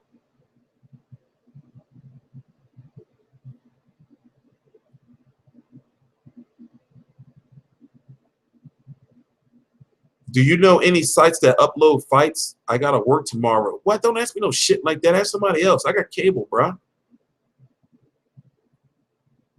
I got cable. Come on, man. Ask me no shit like that. But I don't think I'm driving anywhere tonight. I'm actually about to go to sleep. I'm gonna go to sleep.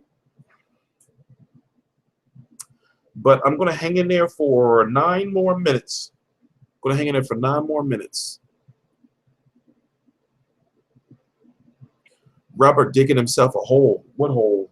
You said hole, like as in hole as in the whole world? I'm confused. You spell hole wrong, depending on what hole you want to say, Marisol.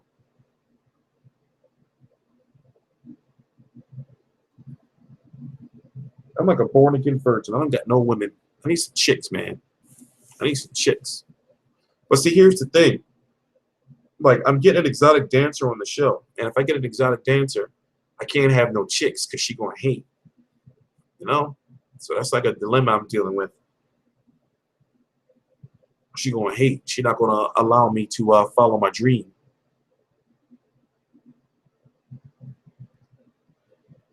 She's not going to allow me to follow my dream.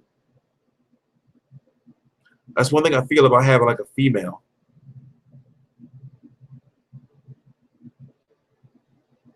You know, like they'll try to stop me from doing what I want to do with my show.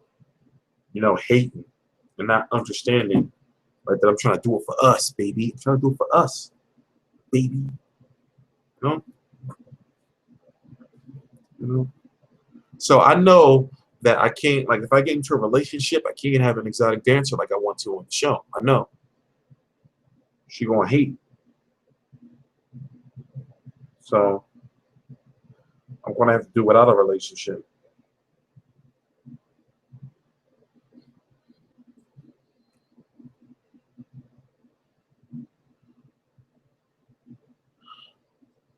Yeah, what I noticed is you can't follow a dream if you're with a girl, like a female, because for one, um, I've learned that, you know, they'll think that shit's a joke.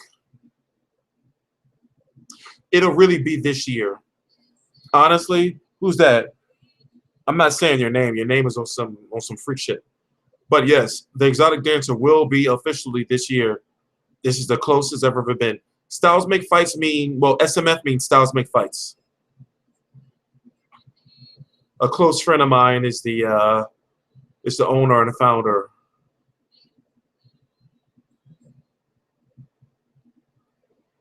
Porter versus Eubank Jr. Hypothetically, who do you got? I'm not answering that question. I'm not answering that. Hypothetically, Sean Porter versus Eubank Jr. Like Eubank Jr. is a 168-pound fighter that's fighting at 160. Sean Porter is a 5'6", 154-pound fighter that's fighting at 147. I'm not answering that.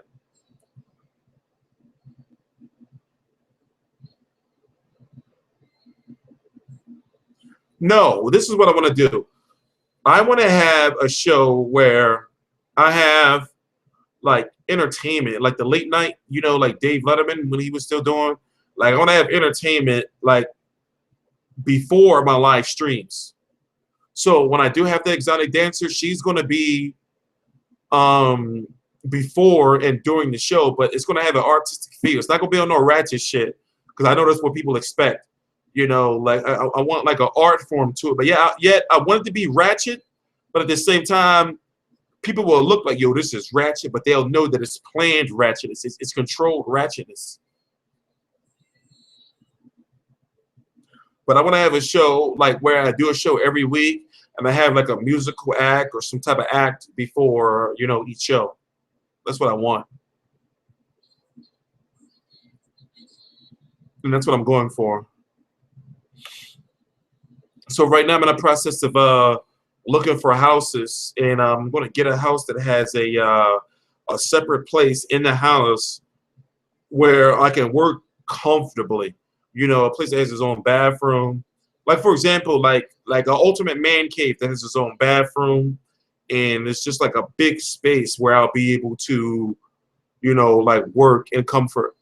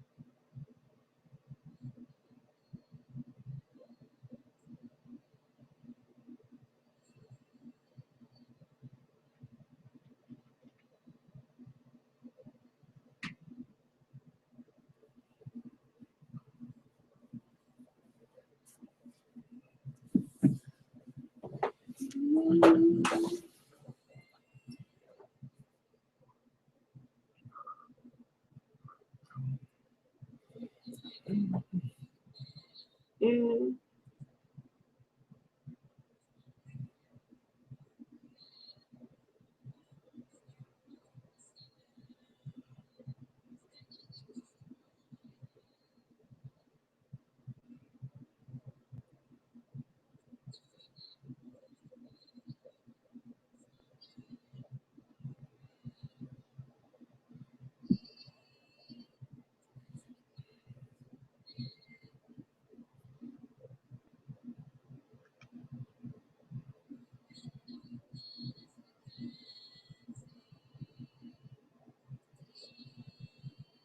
I'm reading the comments.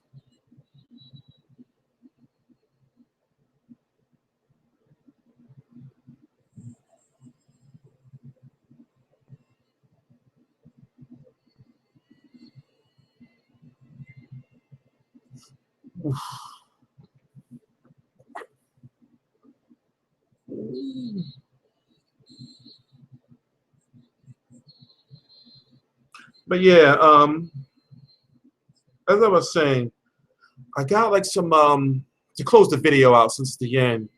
I got some real big things planned, and this is like when it comes to boxing, this is my life.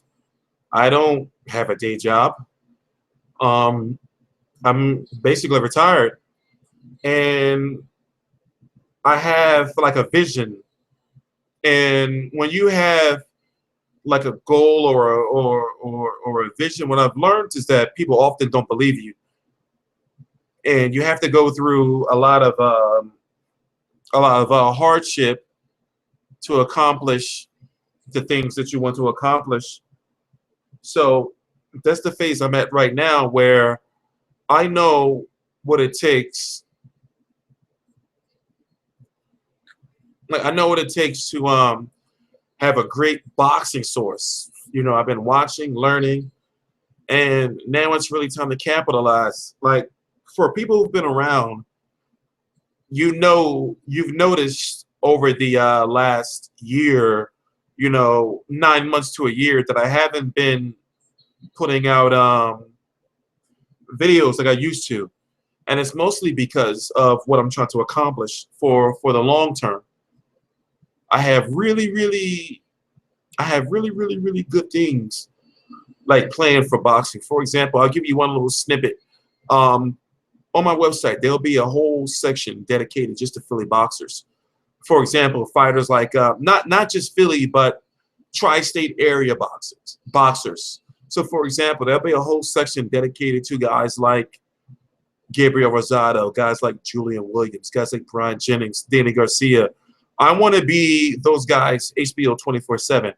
I want to, when a guy like Julian Williams or Brian Jennings have a fight, I want to be a guy where they can call up, whether it's 2, 3 o'clock in the morning, and they running, you know, or jogging. I want them to call me up and be like, "Yo, Tstreet, we jogging. Come get this footage," and I'll be out there running with them. Like, you know, that's what I'm looking for. That's what I'm working at.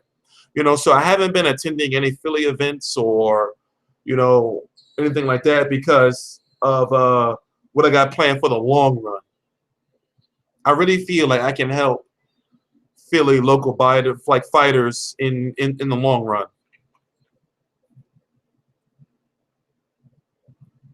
So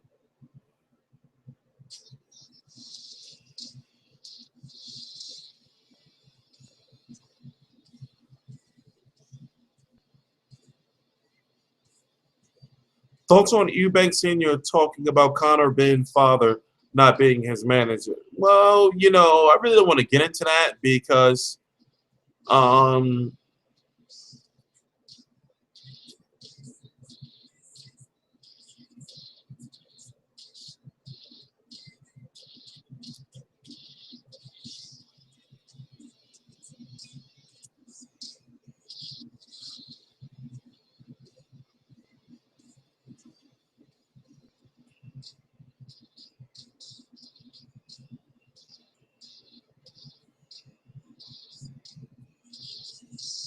like, for example, I remember when people would say, "You don't never get out to the gyms. You don't interview no boxers."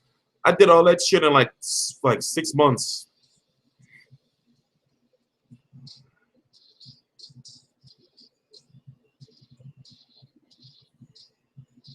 Nah, I've been up. I took a nap around from 2 to like 6, 2 p.m. to like 6 p.m.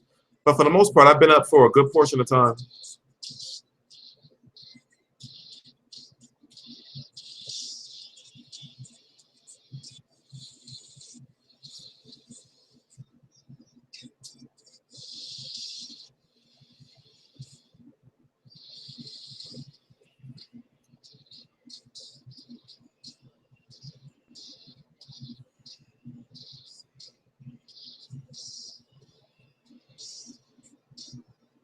No, I don't know who Roman Gonzalez is fighting next.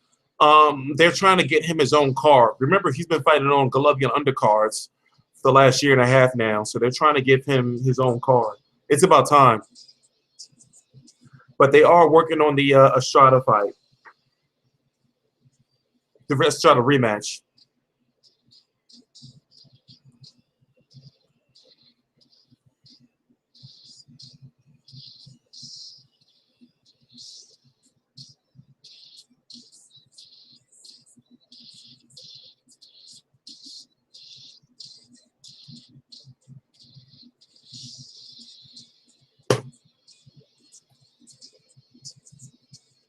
Come on, what do you guys want to talk about before I bounce? We're running out of time. Like, for people who are watching this video, like, as a replay, they're going to be like, this video is boring as shit, man. He ain't talking about nothing.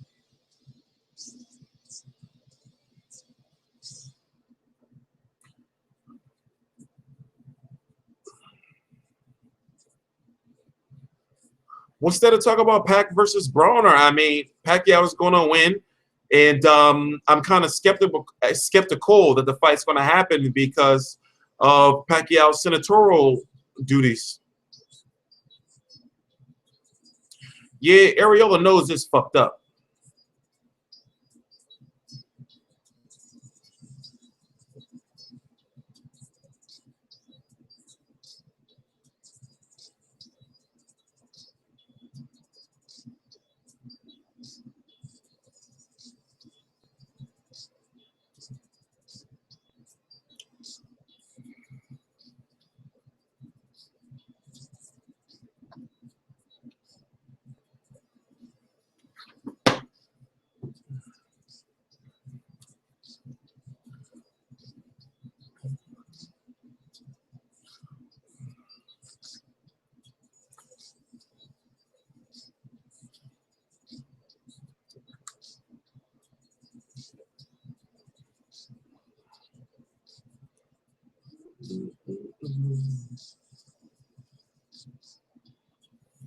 Remember, I once did a 8-hour Google Hangout.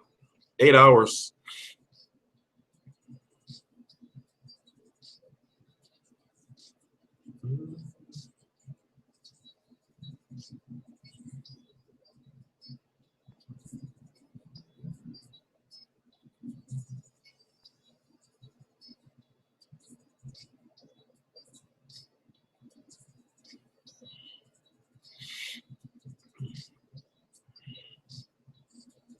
Yeah, yeah. I mean, the IBO used to mean something, but something's happened. I don't remember when it did, but that belt's it's just not prestigious as it used to be.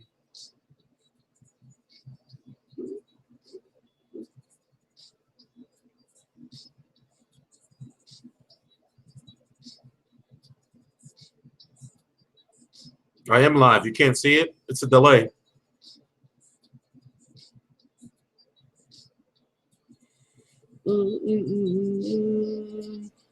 How long have I been live, guys? How long have I been live?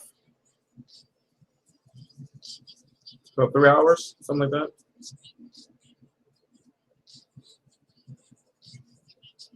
I'm reading comments. So to the people that are watching this video that's not live, they just see me just sitting here. I'm about to get off soon. All right, we're going to be on here for 10 more minutes, and I'm cutting the video off. I'm cutting it off. I'm listening to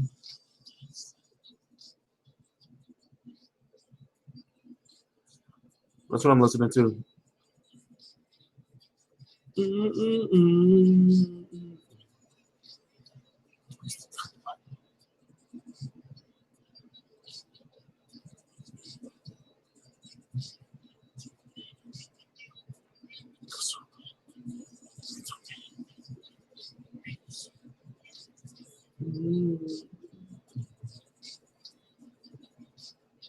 How long until I move to my studio? Before September. In September, before September. It's a complex situation. And I'm not moving into a studio. I'm moving into a house, and it's going to have a studio. See, the houses I'm looking at, I want a house that has a living room, a dinner family room, and a finished basement. So therefore, You know, the finished basement is going to be like the workspace.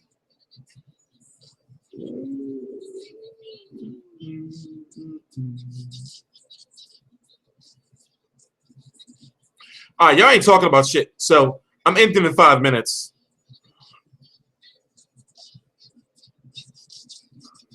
Killing me. How many buys with Canelo versus Smith 2? Between 250 and 300,050 pay-per-view buys. It's not going to be super successful. It's not. Liam Smith hasn't even had a fight in the United States, let alone on American television.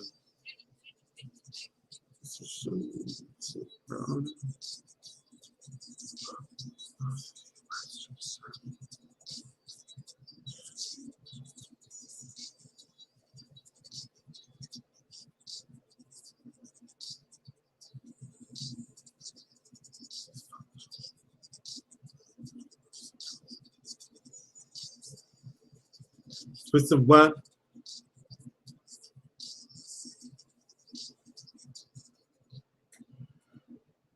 You think Ruslan is done? Yeah, Ruslan Provodnikov is done. You know, there's been little improvements with Joel Diaz, but for the most part, he's done. He just, you know, he's not feared. His punching power is suspect, and he's got those T-Rex arms. You know, his reach is suspect. Everything about him is really suspect, except his chin. Does Eubank struggle with the 160-pound limit? Yes, he does.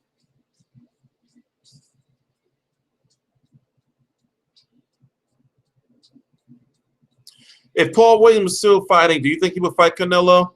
Without Heyman, likely not.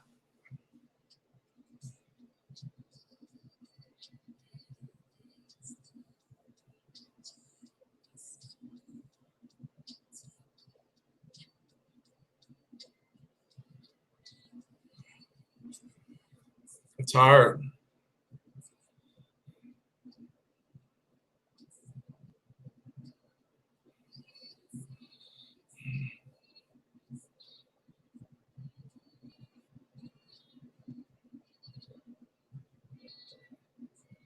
I expect Smith versus Canelo to be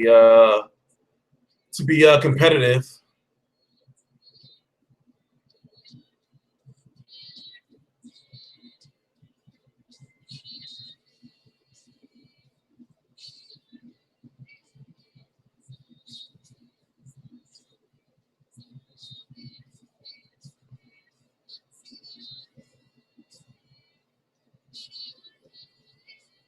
Not have a podcast yet. All that's launching with the website.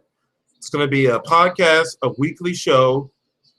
Like, I'm going to have a weekly show on like one guaranteed day a week, not including Saturdays because those are going to be Google Hangouts. But I'm going to have a weekly show every week along with a podcast on Blog Talk Radio.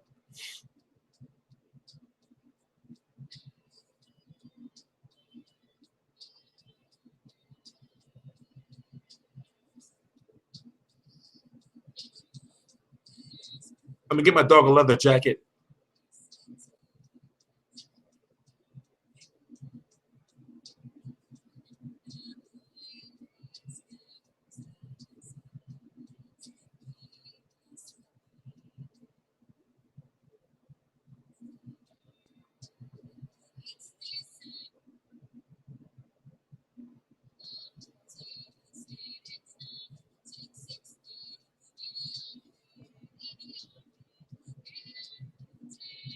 Do you apply for credentials for fights on the East Coast?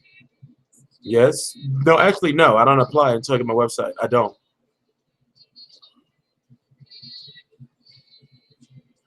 I don't do anything for money.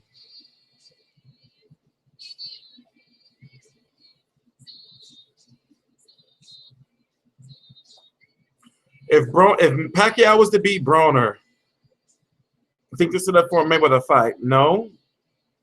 But then again, anything is enough for a Mayweather fight, depending on how much money Floyd wants to make.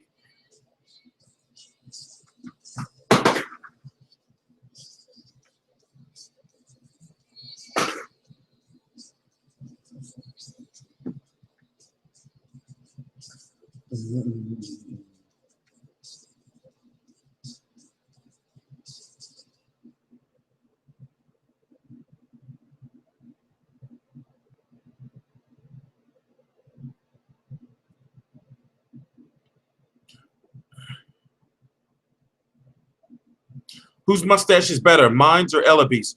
Well, I don't even have a shape up, and my goatee is fucked up. But Ellaby's shit was just dumb.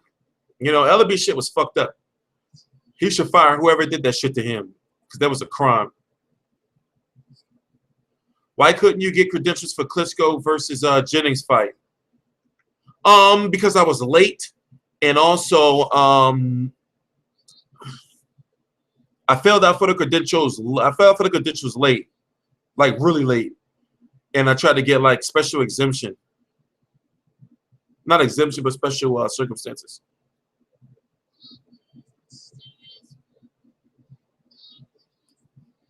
Like, you know what I like? I like proving people wrong because for some reason, for example, I got a comment on one of my posts about Ellaby, where somebody said, "Oh, he probably blacklisted you." Like, there's people that really don't want to see me go into fights. There's people that really don't want to see me succeed. There's people that don't want to see me at events, period. You know, and they get mad when I'm there. But I'm a very intelligent person. And also, I know what I bring to boxing and what I can bring to boxing in the future. So I'm not the type of person that's going to allow anyone to tell me no. But what I've noticed is I got a lot of supporters who are somewhat haters in a way. But see, what it is it's not a race, it's a marathon. You know, I may not have as many subscribers and such now, whatever. I'm not in a race. I'm more of like longevity. You know, longevity is what gets you far. And also remember, that's the difference between being rich and wealthy. I'm going for wealth. I'm going for wealth. I'm not about the short term.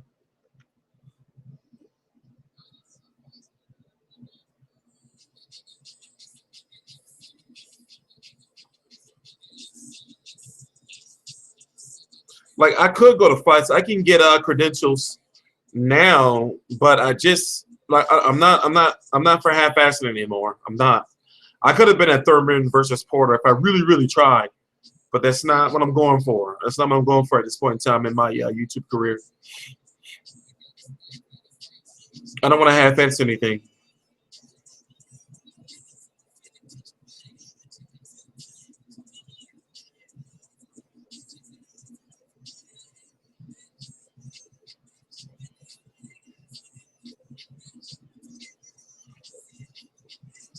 I don't know about Rock Nation. Rock Nation is kind of confusing. I don't know what they're doing in boxing, honestly. They need some help. When I spar Eli Segback, I'm not sparring anybody.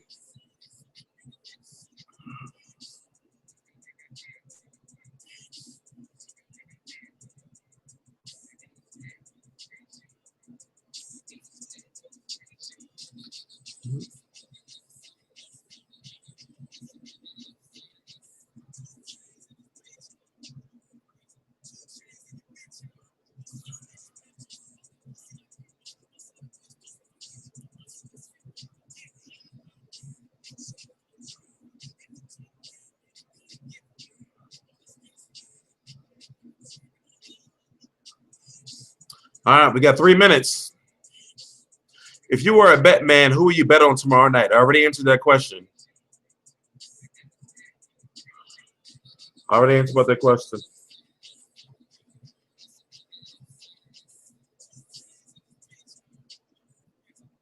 I'm not starting no coke, man. Why you keep asking me that? I'm not doing no cocaine. I'm cool.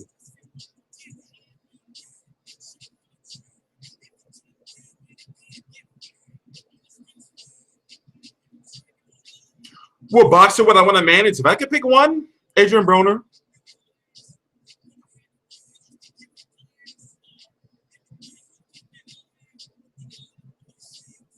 Because, see, I would tell Adrian Broner, like, yo, you got to stop the dumbass shit, man.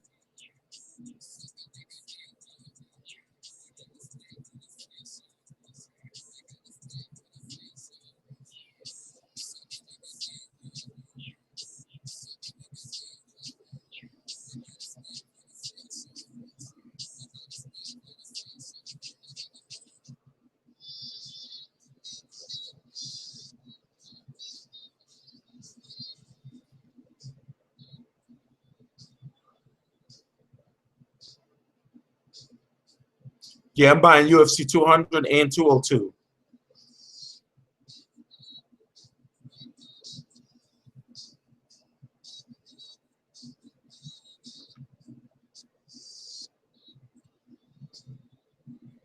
All right, guys, I'm going to be ending this. You got 90 seconds, really, according to your time, 60 seconds to ask me anything you want before I stop this stream.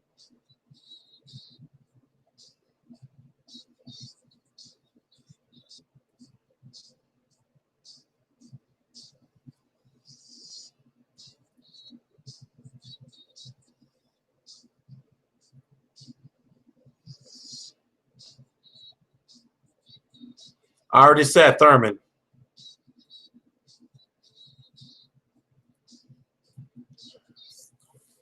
"30 seconds, like 15 seconds in your time before I stop the stream.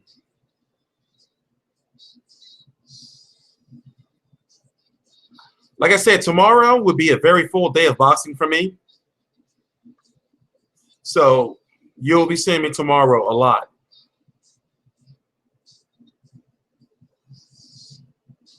I like turtles too. Peace.